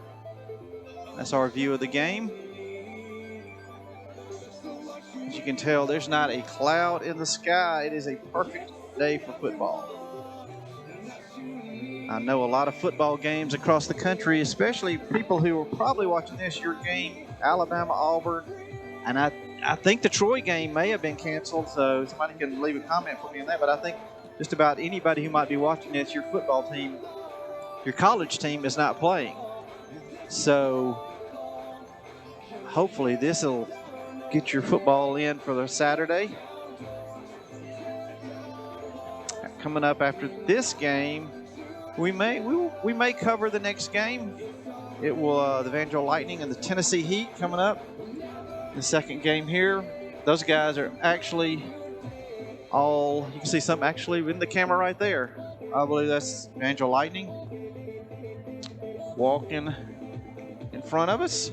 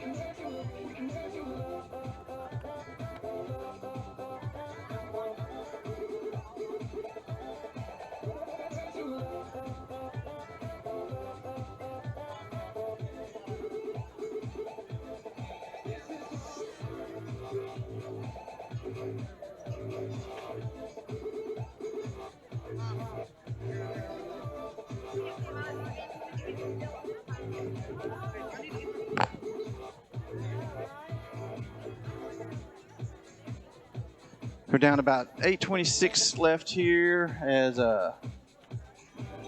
both teams getting ready to probably come back on the field and warm up.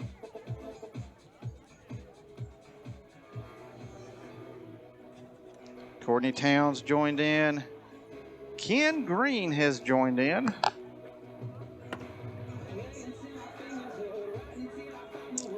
I know his college team is not able to play today. Jack Weatherford is watching. Shout out to you guys. Thanks for everybody watching.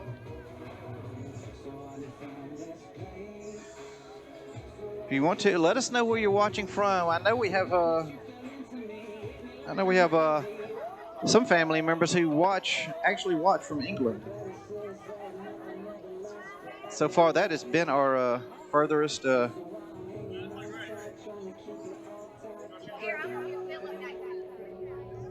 That's been our furthest spectator watching.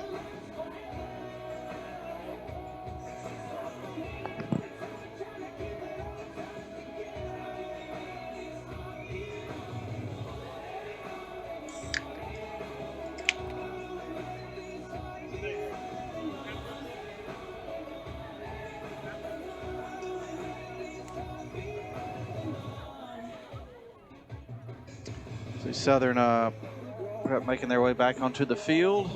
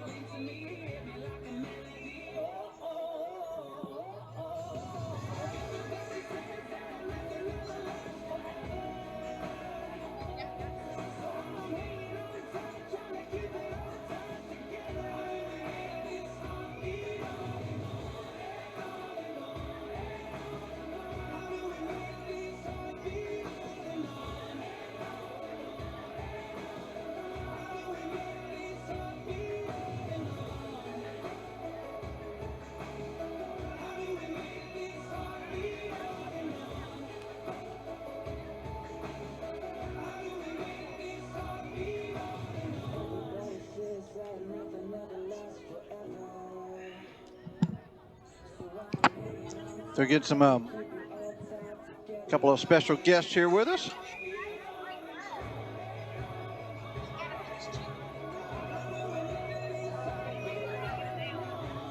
Had a quick bite of lunch here.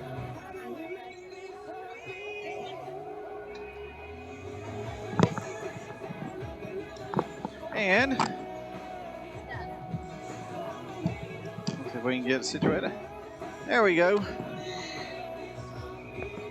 I'll say Coach Missy. Oh, What sure. She heads up the cheerleading program here. Yeah. Yep. So tell us a little bit about the cheerleaders here at Ezekiel and the program that you run. Well, thanks.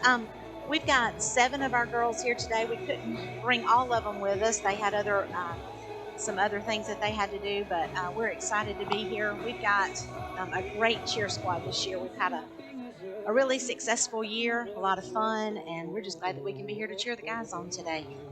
Yes, not just bringing the team down, we brought the cheerleaders. That's awesome. Y'all aren't going to the beach without us. Well, I know you guys put in a lot of work. I mean, people don't realize all year when you get. We start in March. Yeah. We have our interest meeting in March, and the first Tuesday in April, we start conditioning. And we condition once a week, April and May. June 1st, we start practicing 3 days a week in the summer. And we perform longer than any other Ezekiel team. March to February, basically, since we cheer for basketball too. Wow. So when if somebody's interested in cheering for Ezekiel, what do you tell them the process is? Well, we have an interest meeting in March. I can't remember the date off the top of my head, but that's when you can give us your name and number, and then we get back in touch with you and let you know about our conditioning dates. And basically, you just come and you work with us, and we take anybody. We can turn anybody into a cheerleader. We love for you to have some experience, but we kind of do some on-the-job training, and we have just a great squad. You also have a mascot. We do. So that may be a little unusual for our size, but we have. She was one of our senior spotlights. And she is. We've got Zeke the Knight. Anna Catherine Holiday has been our mascot for 2 years now, and she has just done a fantastic job at adding a little bit of professionalism to the team. Just makes it's exciting. The young kids love to see her, get their pictures made with Zeke. So we're excited to have her. She's a senior though. So well, that's what I say. If somebody's interested in being, working with the mascot, we're taking applications. I know that we did our senior spotlight with her, and it was back in the year, and it was hot. It was a little warmer. Yeah. And I said, tell me about being the mascot. She goes, well, it's hot. Yeah. she's got a lot of gear. I mean, a lot like the football players. She's got several layers going on. But anyway, yeah. it happened to be a girl this year, but we would be glad to entertain other applications. So if anybody's interested, get in touch with us. And I just, y'all, you kind of organized a lot of extra curricular events for the team. I mean, tell us a few of the things that kind of gone on this year. Well, we have really developed a great relationship with Coach Wilson. He and I have become friends, and we just really enjoy working together. And the girls have really kind of stepped up our involvement off the field as well as on the field. We'll do special things for them, bring them popsicles to the game. We'll give them gift bags, but we're also trying to do a lot of events that will bring the fans in and give them a chance to be with the cheerleaders and the football players. We do some what we call Ezekiel Olympics, where we have some fun minute to win it kind of games. But the idea is just to really we may be homeschoolers, but we like to have fun. And so we want to give these kids a chance to get together and really have a full experience. Yeah, most people, when you say homeschool, they don't really realize how organized, Sure. Especially Ezekiel. Organized, it's like any other, I would say, quote unquote, public high school organization. Sure. And a lot of things that we offer as far as cheerleading sports, softball, volleyball. There's a lot. Our volleyball team winning national. Yeah. I mean, yeah, we're very competitive, and the difference is that we're in charge of our children's education. Yeah. And we've got that flexibility during the day, but we still have all of these activities to offer the kids that really give them a full high school experience, being on a team and working with other people. And we're excited to be able to do that. Okay. Well, thanks for giving us that insight. Yeah. It's been fun all year. Go Knights. Yeah, we appreciate you guys and all that you do. You make us look so good. So thank y'all. You. All right. Thanks. There you heard about we usually stay on the cheerleaders during halftime and catch our squad and the opposing team squad, so it's always fun to watch. I know a lot of parents who watch want to see the cheerleaders and their routine, so there you got a little inside backstory to how it all works. So if you're interested, you can go to the Ezekiel Knights Facebook page or website. They keep a calendar online of everything, so. And we're getting ready. Benjamin's back with us. Had a little break from all of the talking. Yeah, it was a good halftime. Hopefully the Knights come out just as prepared as they did the first half. We talked with Coach Turner for a minute at halftime as he slid away. Obviously, last time the Knights ended up playing Southern Prep, they were held scoreless in the second half. And Coach Hunter talked about how we need to come out better than they do opening up this second half. Obviously, Southern Prep will get the ball first. But the Knights defense is going to have to come out and keep on doing what they have been doing, holding Southern Prep scoreless throughout the whole first two quarters. Yeah, weird. Both teams back out on the field, getting lined up as the Knights are going to kick it away to start this second half. We saw Austin Gay out getting some warm-up in. Came up a little bit slow on a few of the different plays in the first quarter, or in the first half. Not sure if he's still not 100% from the injury a couple of weeks ago. But Austin may not tell you, but he's a tough guy. He doesn't like to slide. Absolutely. But I'm glad that he does sometimes. Yeah, last week he did it quite a bit. And this week, so far, has not done so. And Southern Prep has been hitting him quite hard, and along with the rest of the Ezekiel Knights team. Noble Sefton going to kick this one away. Squibs it down. A good kick. Going to force to be fielded. On the ground still. Eventually picked up. Now going to try and find a hole up the middle. Found a bit of a cutback lane, but ends up going backwards. And they're going to start off right at the 25-yard line. Good kick from Noble Sefton, forcing a bit of a quirky fielding job. And the Knights able to get there and clean it up. Yep. Southern Prep going to take over first down and 10 from the 25. Southern Prep, not a bad first half, just a couple of unfortunate events. They, had the touchdown pass that was called back. Yeah, and so not a bad showing. Knights No. definitely cannot let their guard down. Yeah, absolutely not. Half. And they actually threatened to score first as well. Ended up right on the 1 yard line, but a good goal line stand from Ezekiel Owen Wolf in the backfield. Aquarius Dowell to his right. Snap, and it looks like that one's going to be blown dead as a flag comes in. That's going to be a dead ball foul, so it's likely to be on Southern Prep. We'll get the official call. False start on the offense. Not the start that they wanted coming into the second half. First down and 15 now upcoming from the 20-yard line.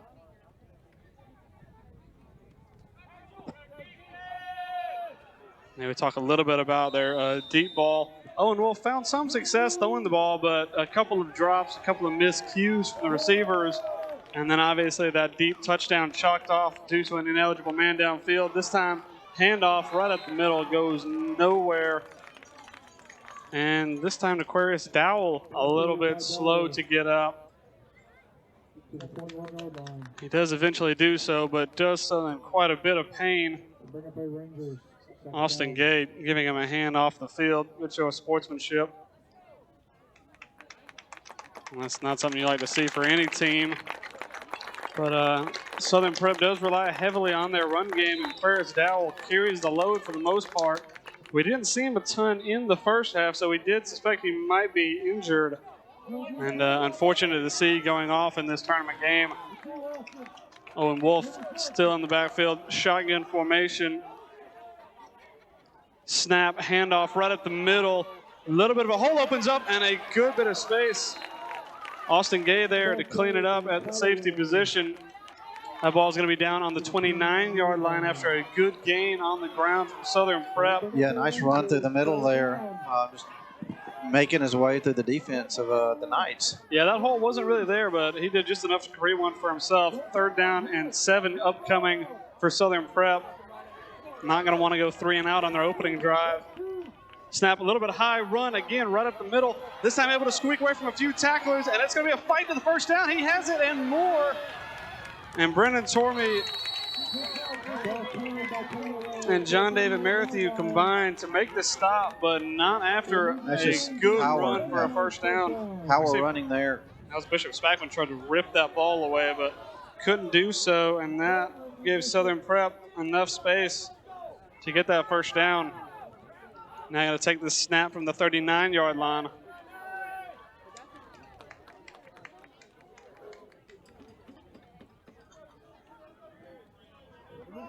Shotgun formation. They do like to throw the deep ball here sometimes. We'll see to this near side if they do decide to throw it. Handoff right up the middle.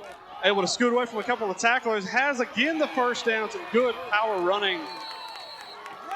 Knights trying to strip that ball away, but cannot do so successfully, and that's going to give Southern Prep another first down. This time, the ground game really coming good for them. Yeah. Going to be set up on the 45-yard line now, and this is what Southern Prep wanted.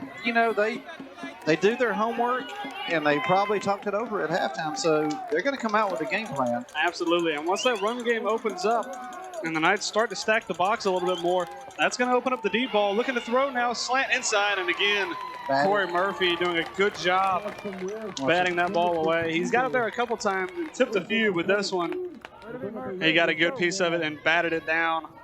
Great job. 2nd down and 10 now upcoming from the 45-yard line. Southern Prep has found some success so far on the ground in this drive. Tried to open it up a little bit. But now, after that incomplete pass, 2nd down and 10. Handoff right up the middle. And good pursuit from John David Merrithew. Going to bring up no gain on that play. They're going to bring up a 3rd down and 10 now for the Rangers. And this is where they like to go to the deep ball.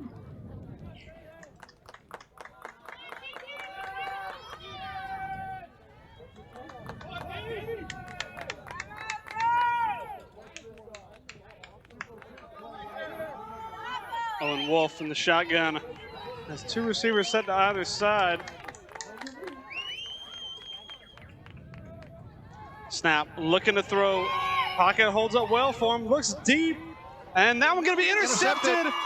Austin Gay slides over from a safety position and intercepts that ball. There is a flag down right at the line of scrimmage. We'll see what the officials call. We'll see if that interception stands or not. A bit of a desperation throw from Owen Wolf, looking for the deep man, but Austin Gay saw it all the way and was able to jump that one and intercept it. And it's going to be another ineligible player downfield for Southern Prep, and that's going to give Ezekiel possession. Yeah, we'll see Owen Wolf looking that way the whole time. Austin Gay does a good job to read his eyes and able to go over and make that INC. And one thing we talked a little bit about was if Southern Prep were going to have success in this game, they have to win the turnover battle. Now, both teams turning it over on their opening drives of each half. Knights with a fumble on their opening one from Corey Murphy, and now on a bit of a poorly thrown ball from Owen Wolf. Knights now set up 4 wide. Noble Sefton, the man in motion. Snap, Gay looking to throw. Has a man down the field is Bradley Bumgarner, and it's just a little bit overthrown. Bradley Bumgarner does have the speed, but not quite able to catch up with that one. Watching that on the replay here. Yeah, we'll see it again. Another good route. Same one he ran for that first touchdown in behind the 2 defenders. Just a little bit long from Austin Gay. The first time that ball was a little bit underthrown. This time a little bit too much on it from Austin. But obviously Southern Prep now having to think about that deep ball in more than one way than just Noble Sefton at number 24. That might open it up a little bit for the run game of Ezekiel, and they're going to use the timeout now. Timeout. Nice.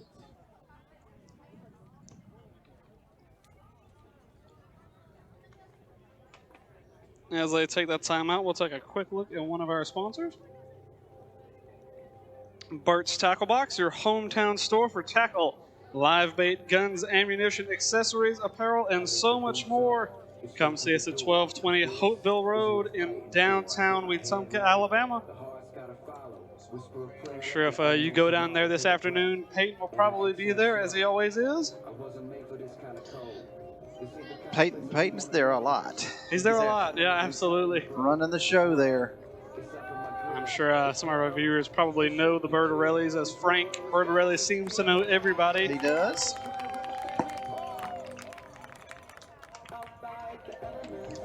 Knights now set up with a 2nd down and 10. Took a timeout to talk over and see what they wanted to do with it.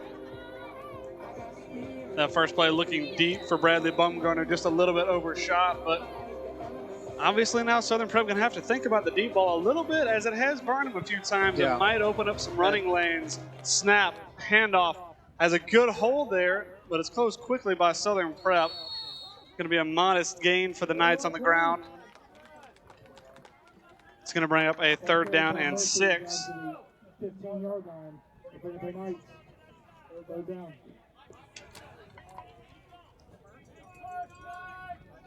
As we get down close to 8 minutes to go here in this 3rd quarter. Bit more of a speed package checks in. Jed Morris and Bradley Bumgarner both on for this 3rd down and 4. Or 3rd down and 6, I'm sorry. 4 wide set. Noble Sefton and Brandon Tooman to the right. Noble Sefton, the man in motion. Snap. Gay looks his way, has him open.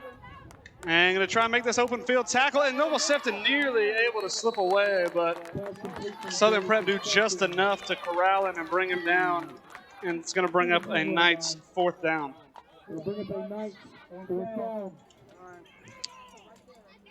The Rangers with a stop. Yeah, Noble Sefton's always a good man to go to when he has space, but that space closed down quickly this time. Southern Prep going to get the ball back, likely with good field position.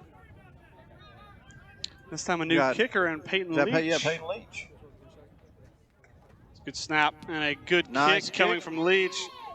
Going to take a good Ezekiel bounce, and it's going to expire right near the 46-yard line. It's good to see Peyton back out there.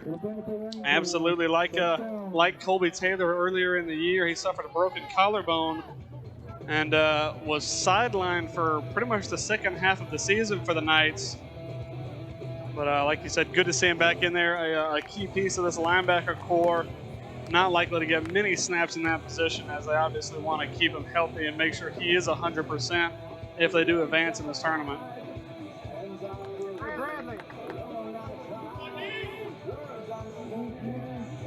Southern Prep now set up with good field position, going to take over on the 47-yard line right near midfield. And this might be a place you see them. Knights with the interception, but the Rangers coming back in there with a good stop. Absolutely. That was one thing both teams have done well, is the defense is making up for offensive mistakes and not giving up any points on turnovers. Snap, handoff right up the middle. A good bit of penetration by Isaiah Zorn, forces him back, and Bishop Spackman can't quite finish it, but Austin Gay steps up and makes the tackle after a short gain. 2nd down and 7 to go for Southern Prep. The Knights have done a good job of getting penetration inside and forcing that run game away from the middle, forcing it right into the teeth of this linebacking core with Bishop Spackman, and then Austin Gay obviously stepping up from his safety spot to make that one. 2nd down and 7 upcoming for Southern Prep. Isaiah Zorn and Corey Murphy both set on the edge. Expect pressure from them. Pass looking to throw, has a man wide open. Good catch in the open field. Now we're going to be down right near the 21-yard line.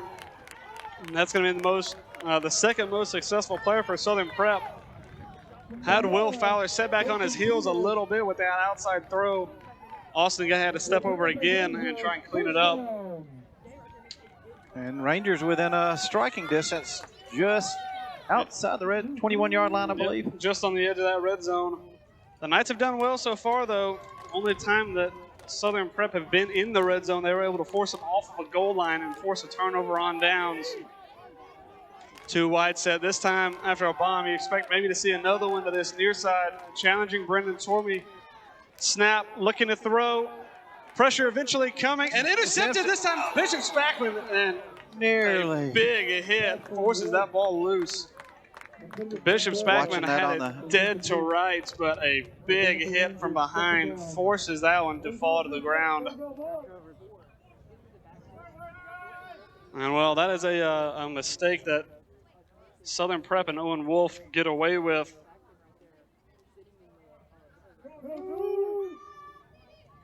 And that would have been just the one that the Knights needed to get back momentum in this game.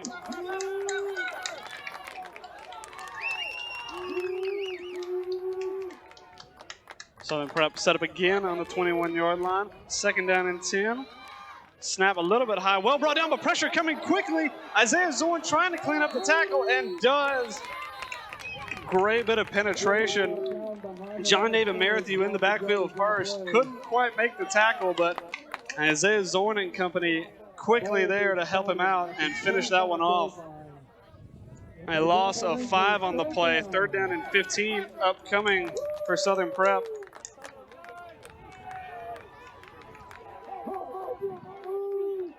As we get down to just under 5 minutes now, Southern Prep still looking to put up their first points of the game. Now in a bit of a tougher spot. Going to take this snap from the 25-yard line.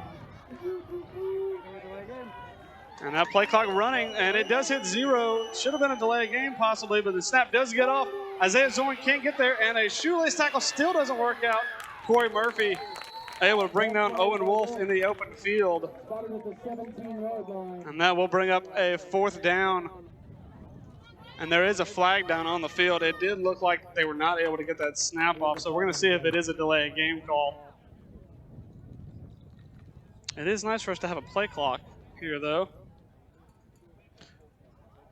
Yep, it is. If it is a delay game, it'll be a 3rd down and 20 now. That's a false start. Maybe some of those Southern Prep players looked up and saw that play clock expiring and just had to go. Yep, because it was definitely just ticked to 0 when the snap went off. But again, with another false start, you expect to see that play blown dead before anything happens. Oh, well, it's probably tough with our guys. None of these guys are really used to watching a play clock. They watch the referee hold his hand up for 5 seconds. Yeah, and that's usually the only indication they get. And yet still, we see very rarely a delay game call. This time Wolf set up in the backfield. 2 men to his right. Snap, looking to throw. Pressure coming from Zorn. Pocket holds up really well. Murphy now in pursuit. And he's going to bring him down.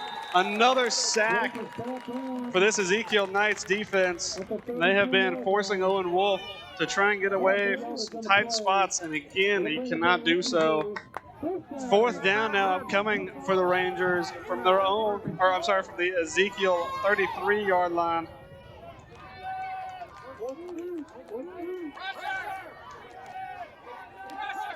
Now 1st down, currently on the 11.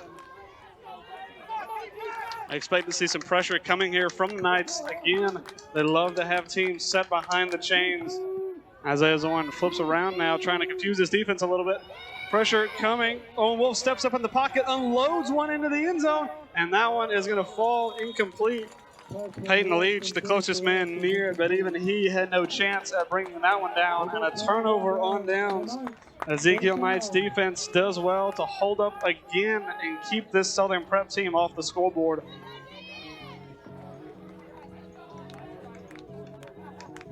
The Knights now going to set up shop on the 34-yard line. And before they get out here, whenever we get back, we'll take a look at one of our sponsors. 3 receivers set to the left. It's the speedsters, Bradley Baumgartner, Noble Sefton, Brendan Twomey also with them. Jed Morris to Austin Gage right. Quarterback draw right up the middle. That's a good hole. A good block by Jed Morris down the field. Gets him a good lane. Austin Gage is off to the races. It's going to be a foot race to the end zone. And it is going to be 1 touchdown, Ezekiel Knights.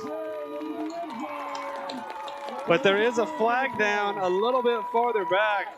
We'll see if this one comes back. We saw Jen Morris set up a good block, but he might have gotten a little bit too much of his DB. And it is going to be a holding call against the Knights.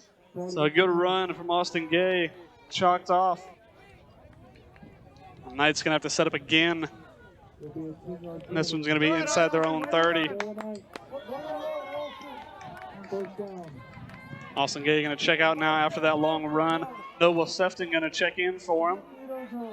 Noble Sefton's found some success himself running the ball and running that double wingback formation with Bradley Baumgartner. And usually it's Bishop Spackman set up to the other side of him. Way to put it in run, Austin. All right. And now the play clock will run.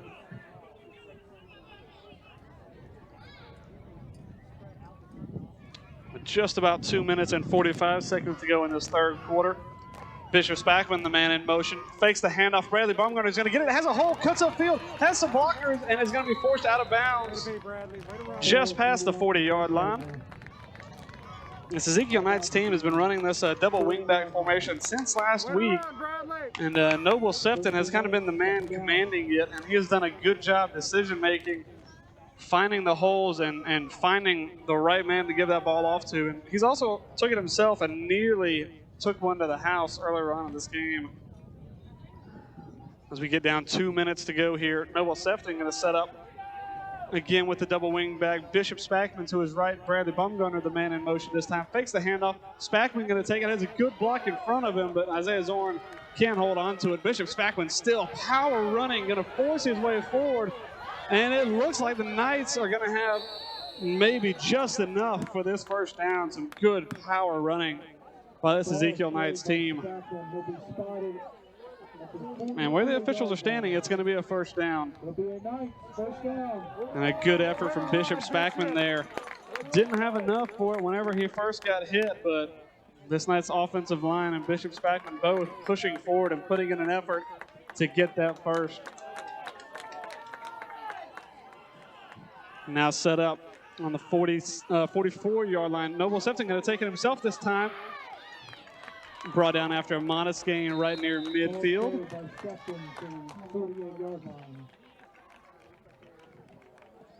And we do have a Ranger a little bit slow to get up. Looks like a simple cramp, though. We're really struggling to get off the field with this one. Austin Gay now going to check back in for Noble, who's done a good job running a very different offensive playbook than what we've seen run all year. The Knights obviously had 2 weeks to prepare with Austin's absence just before the last Lighthouse game, or for the championship game, in fact. But they've done a great job adapting to it, and the coaches have drawn up a fantastic playbook, not only to win the championship, but set themselves up in a good spot here to go to the final. Noble set to wide open. Great blocking by Brendan Tormey as Noble is forced out right around the 40-yard line. And that's going to give the Knights another first down. This time, Austin Gay and Noble Sefton connecting. Now going to end up in Southern Prep territory.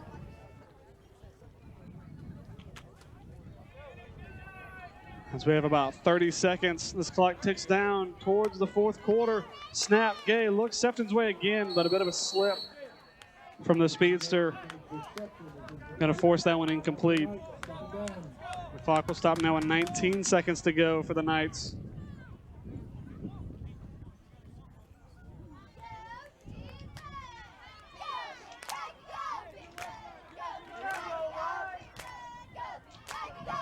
Second down now upcoming for the Knights. Obviously going to want to set up for a decent third down. Try and make it a little bit more manageable. We could see a quarterback draw here from Austin Gay. Or again, another screen to Noble Sefton on this near side. And it is going to be a quarterback draw. Austin Gay, a good edge set, but a good open field tackle from Southern Prep. Leaves Gay with a modest gain. And that might just do it for our third quarter of football in this NHSA championship tournament. We go into the fourth quarter. Knights lead 19-0.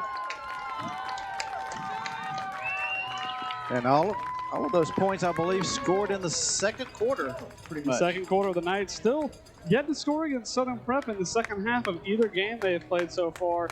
Last time these two teams met, the Knights scored 20 in the first half, but were held scoreless as Southern Prep gave them a good scare, scoring 18 in the second half, but we know the Knights did come away with that one with a 2-point win.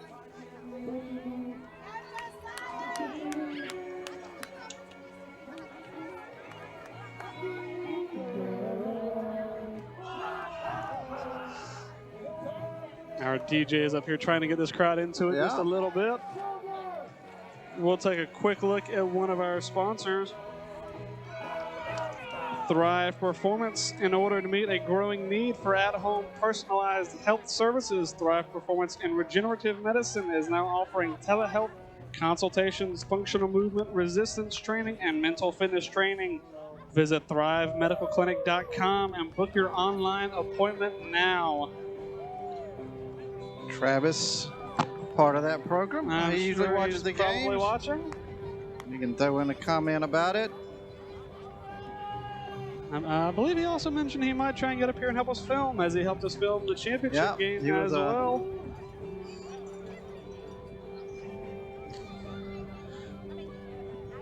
I believe he actually got that shot that was posted on our BP1 Sports page after the Knights did win that game. Now we go into the fourth quarter. Knights lead 19-0. Going to try and extend that now. Austin Gay looking to throw. Looks deep. Has Bradley Baumgartner wide open. Makes a great catch. And it's going to be another Knights touchdown. Bradley Baumgartner gets his second one of the night. A great pass from Austin Gay. Give the Knights a 25-0 lead against Southern Prep, and they are well on their way to make it into the 8-man tournament final.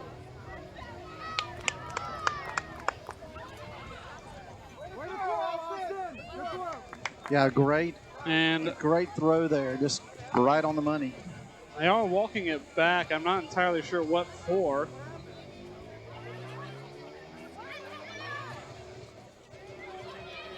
Well, I believe they actually threw that to the wrong. Did they not swap ends of the field? They very well might not have. No, actually, I'm pretty darn sure that they did swap ends correctly. And now they're going to kick it in this end. That is very odd. But either way, the touchdown does stand, but they're just going to go kick it now in the opposite end zone. Maybe to keep the ball. Because you kick that way, you might lose the ball. Yeah, quite honestly, that's what I'm looking at. Yeah, that is kicked into a house basically on the opposite end. So Noble Sefton going to kick it into the opposite side now. The touchdown does stand, and they are kicking in the right direction. But yeah, I think they're swapping ends because save the football. Yeah, and not hit the house. And that PAT is That's good. good. Noble Sefton now extends the Knights' lead 26-0. Go back and A great pitching catch.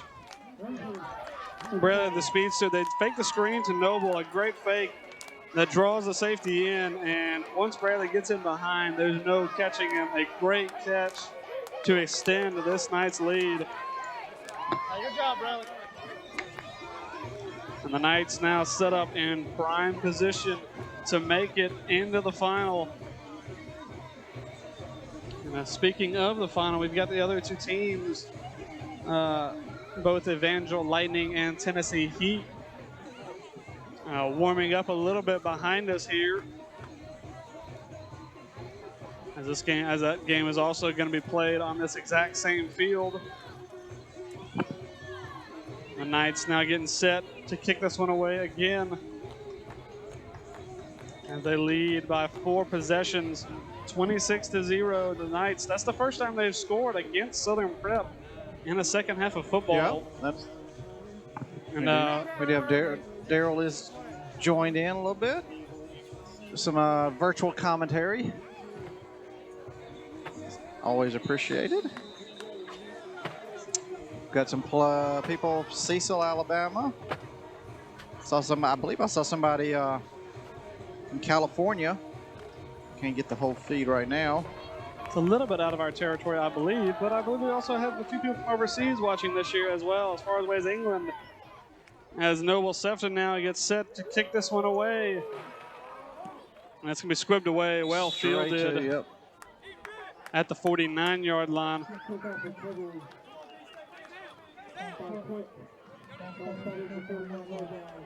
Southern Prep now going to take over here, and they're going to have to put something on the board if they want to stay in this game. They've had some mild success throwing the ball and a little bit of minimal success on the ground, but a touchdown chalked off right before the half kind of flipped this game a little bit on his head. Had that have stood, Knights would have gone in with a 7-19 lead rather than a 19-0. And obviously that plays a lot on a team's psyche whenever you're held scoreless in a half of football.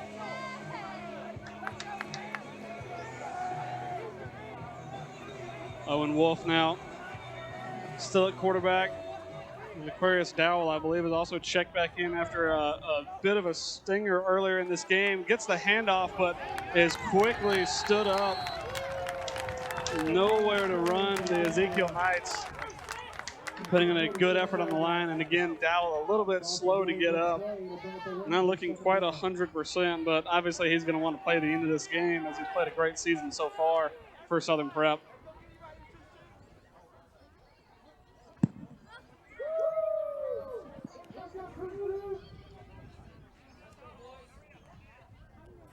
Second down and 14 now coming up for Southern Prep.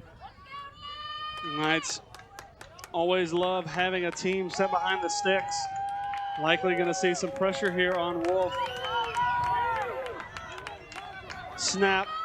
Handoff right up the middle. Nowhere to go again for Dowell as Peyton Hatchell is quickly in the backfield. And Dowell still a little bit slow to get up.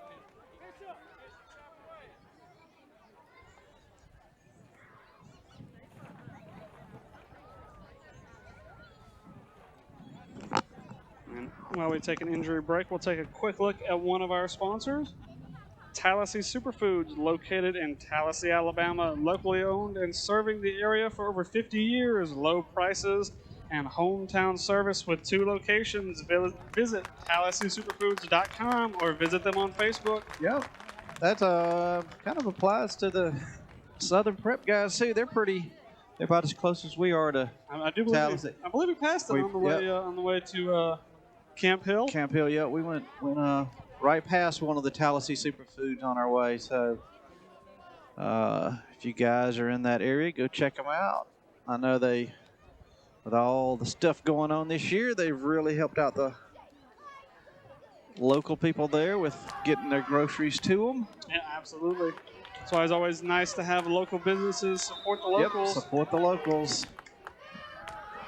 Now set up in a tough spot, 3rd down and 11. Having to get some points on the board here. Fakes the handoff. Owen Wolf going to take this one right at the middle. Has a good hold. And is going to have the 1st down before being dragged down. Peyton Leach makes that tackle right near the sideline. It's good to see Peyton Leach back in there and playing some physical football again. No doubt. This, obviously, these linebackers from the Knights have played an incredible season so far. And Peyton Leach definitely has had a hand in that. The wind has picked up a little bit around here now as we have a bit of a breeze coming through for the end of this game. Still a nice, not really on the warm. It's probably about the most perfect day you could get for a football game. Not a cloud in the sky. Wolf set up in the shotgun, takes a snap, handoff right up the middle, has a good hole. Peyton Patchell in pursuit, can't get there. Peyton Leach now gonna have to help clean that one up.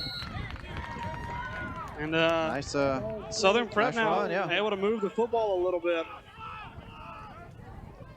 Get down to about the 10-minute mark here in the 4th.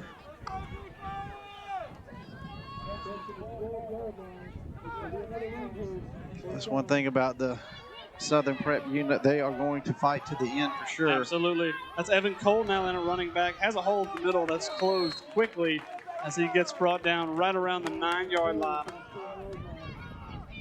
Southern Prep well inside the red zone now. We'll see if the Knights defense can hold strong and keep a hold of this shutout.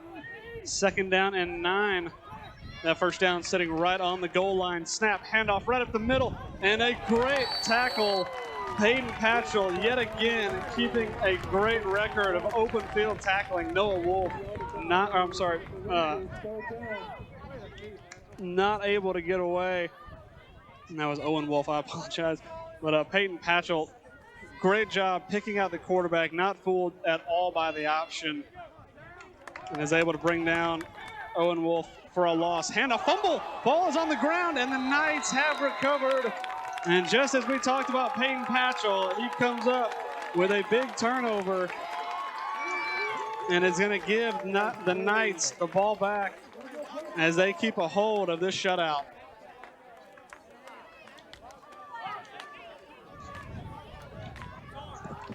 The Knights, we talked about Southern Prep would have to have some good red zone defense to try and find success against this Ezekiel Academy Knights, but it is in fact the Knights having the perfect red zone defense. We've got and now they get the ball back. Yep. Got Miss Chris watching in from England again. So she's probably the furthest distance spectator that we have right now. I would put a little bit of money on that, I feel like. This time it's Corey Murphy in the Wildcat. Takes a snap, fakes the handoff to Noble Sefton. Finds a hole right up the middle, has a great chance to run, has to beat a safety to get to the end zone though, and is not going to quite do it, but a great run from Corey Murphy. Finds a big hole and is going to end up now right around the 42-yard line. As the Ezekiel Knights have another 1st down. Corey Murphy didn't get a ton of chances on the ground throughout the season, but going into that Lighthouse, both of the Lighthouse games, he has enjoyed running with the football and proving there that he can do it very well.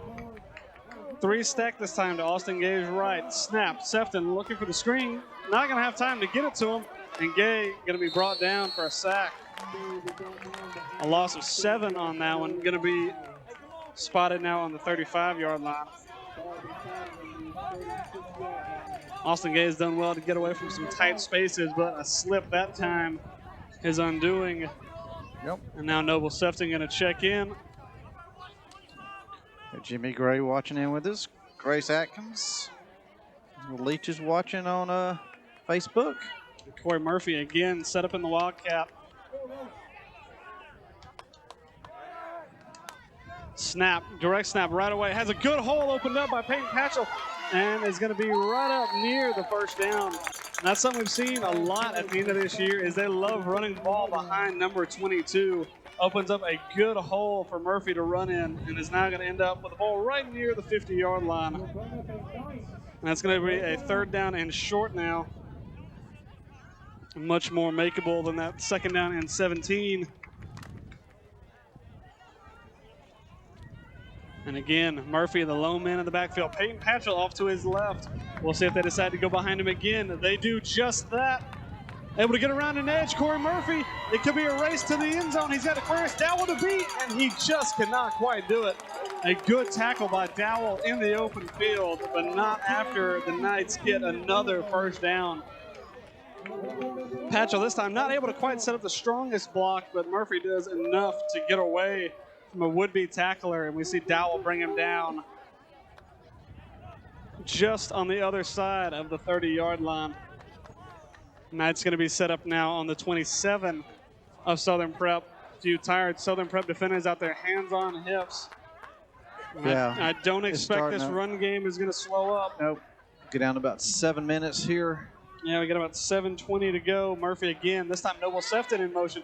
Gets the handoff. A good edge set by Patchell. This time it's a race for Sefton to the end zone, and it is his to win. Noble Sefton rolls into the end zone. A touchdown, Ezekiel Knights.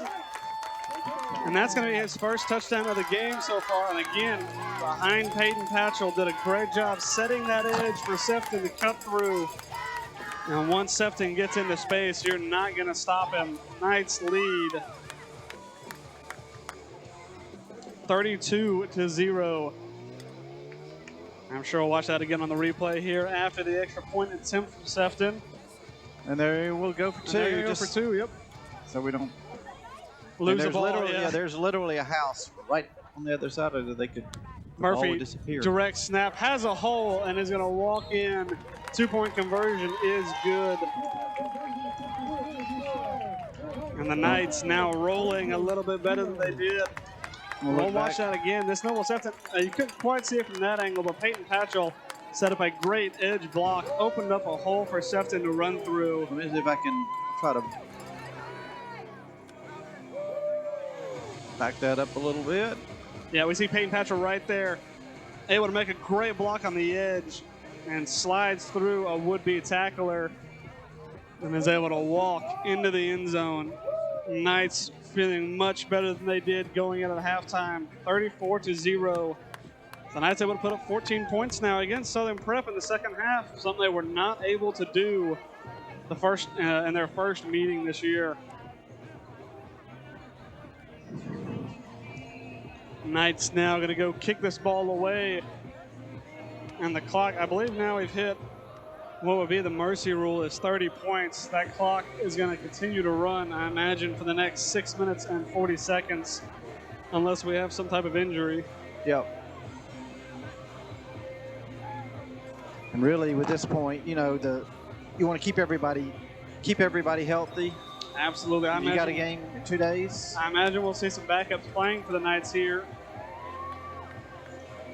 We do still have the usual suspects out there on the special teams with Zorn, Murphy, Patchell, and Noble Sefton, the one to kick it away as he's done all year. Well fielded, and they're going to have to make this tackle. A good open field tackle. That was Sam Brown.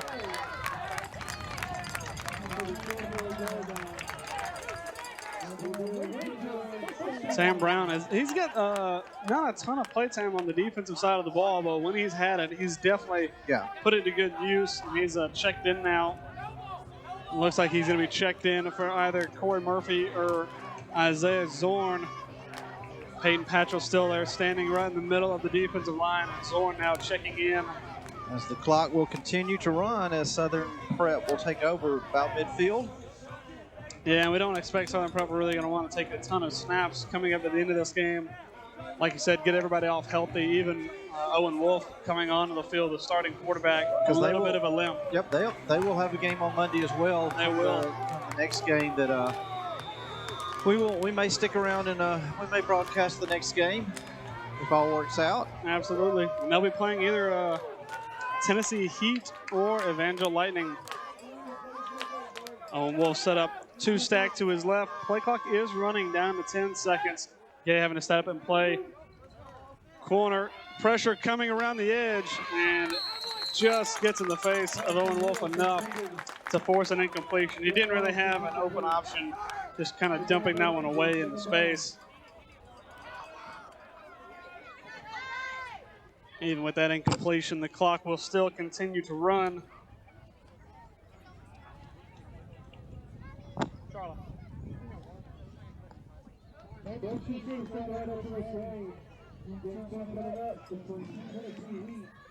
And coming up soon in about 4 minutes, it's going to be the start of Tennessee Heat and Evangel Lightning.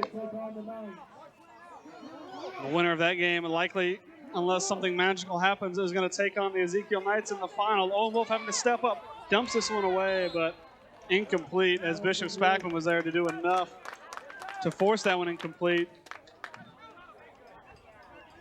And coming up a little bit slow.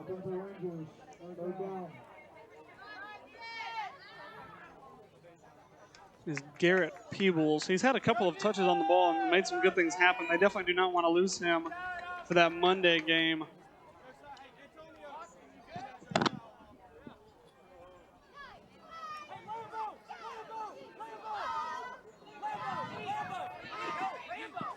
Third down and 10 now upcoming for the Knights. Having to make a quick sub.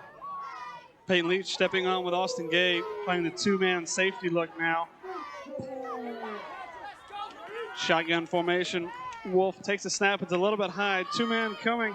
Deep ball thrown, and that one's going to be intercepted again. Austin Gay gets the INT, and now is going to really win Ezekiel the turnover battle.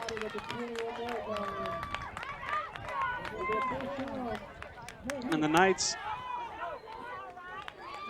now are going to take over. First down and 10 from the 21-yard line. Austin Gay's second interception of the night, or of the day so far. And as an all-around year, Austin Gay has had a pretty darn good one. He's had an outstanding year. Really on both sides of the ball.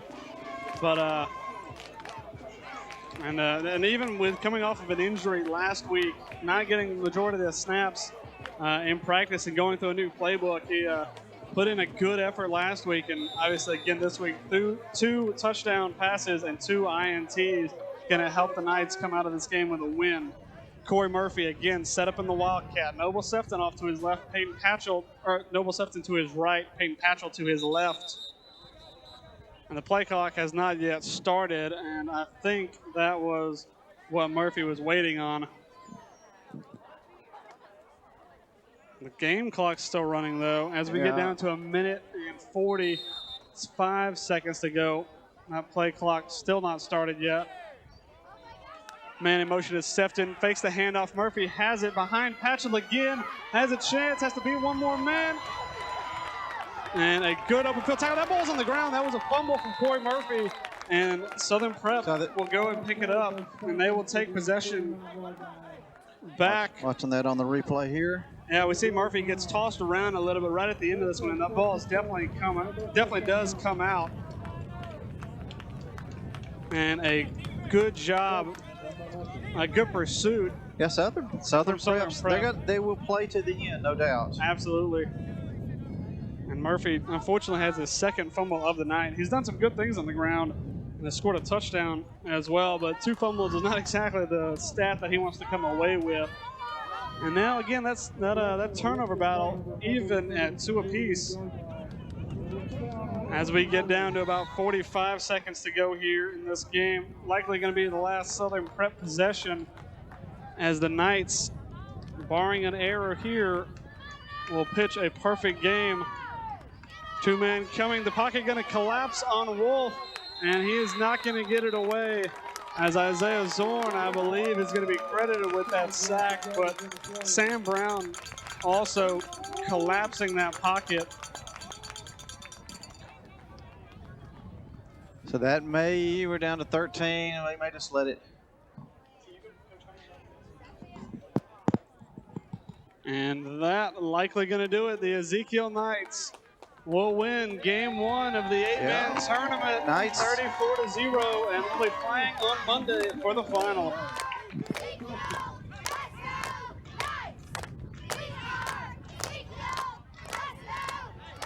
Somebody. And a timeout call. There's actually a timeout call with. Well, we thought that would be Ezekiel's winning moment, but 1 second to go. Southern Prep decided to take a timeout.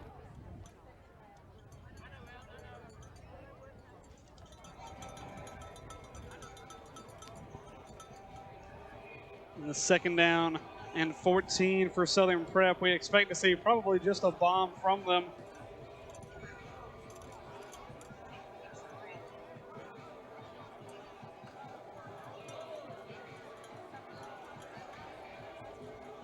But so I think we will. We're gonna cover the next game. So if you guys want to watch the Tennessee Lightning, Heat versus Heat and Evangel Lightning. Obviously, we know. And Lightning. Yeah. After this game, that we'll drop off the feed for a second, then we'll get the game set up, and we'll come back on and bring you that game as best we can. Obviously, we know the familiar foe in the Evangel Lightning, but Tennessee Heat, a new face of competition for us this year. And a knee to be taken. Owen Wolf going to end this game for Southern Prep.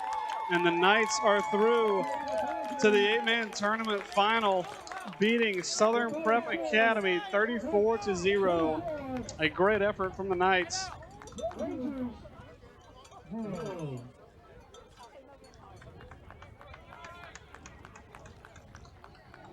And a good effort from the Knights, both offense and on defense.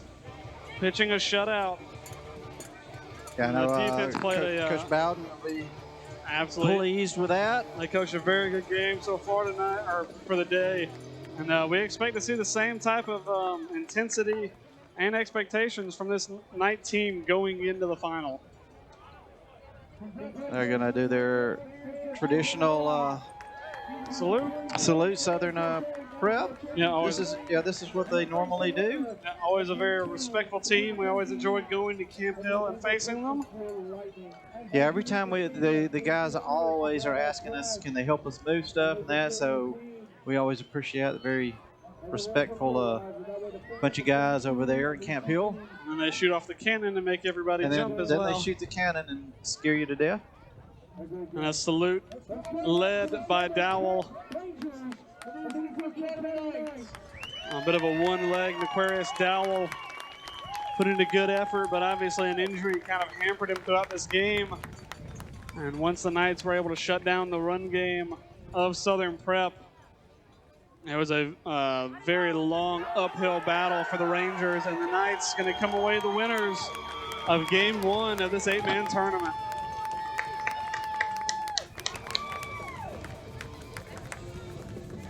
Like you said, we're going to cut away here and get the next game set up for you. But we will absolutely be covering Game 2 of this 8-man tournament. So, we're going to see if we may get one of the coaches up here real quick before we go off. So stick around for 1 second.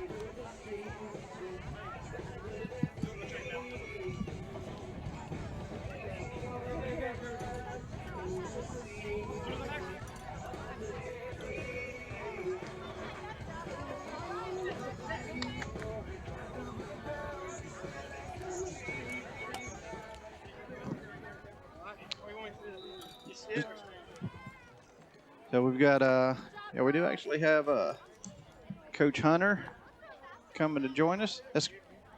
Hey, you're on camera. This way. Look at me this way. All right. Getting situated. Yep. All right. So, Coach, pretty good first game starting out. What are your thoughts? We started really slow. I was a little nervous about the offense early on. Defense really came in strong in the first half. Sorry, I'm a little out of breath from running up. That was a long run, I know. Defense really stood up tall. We needed them. Pass rush was great. DBs played well enough. And then second half offense really, he kind of figured out some little things. Bradley Baumgartner had an excellent game on the deep ball, catching that. Took one away. He really bailed us out in that first half, and then we just made enough plays to hang around and win it. You have a game on Monday. So how do you get these guys ready for in 2 days? It's just you normally have 7 days. Yeah, tomorrow what we'll do is our only off day. We'll rest and recover, ice baths. We'll have them laying around. It's going to be hard out here at the beach. They're all going to want to go hang out. I want them to have fun, but we've got to listen to our bodies. If we got soreness, if we got stuff like that, we've got to relax. And, we'll have film study, stuff like that. We may get a walkthrough if we can have a location, but it's going to be a very odd week, but that's just, to get this caliber games and stuff, it's the cost of doing it, and I'm excited for the opportunity. All right, Coach. Good game. Thank you. Good luck next game. Thank you. That's Coach Hunter Wilson up here with us. And with that, we're going to get set up for the next game. And you guys, I believe the Ezekiel's next game, you'll maybe have to double check. Is it 3?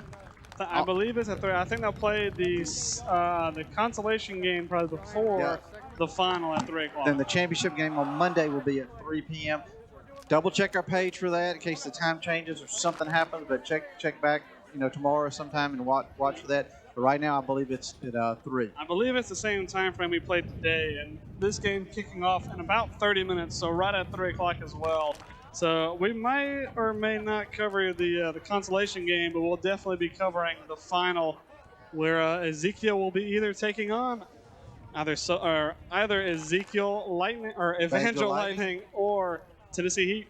All right, guys. Thanks for joining us. Thanks for Benjamin Baumgartner, Brock Baumgartner, Philip Caswell for all helping out with the broadcast. Yep. And thank you to Earl Baumgartner, who always is basically the puppet master of this broadcast.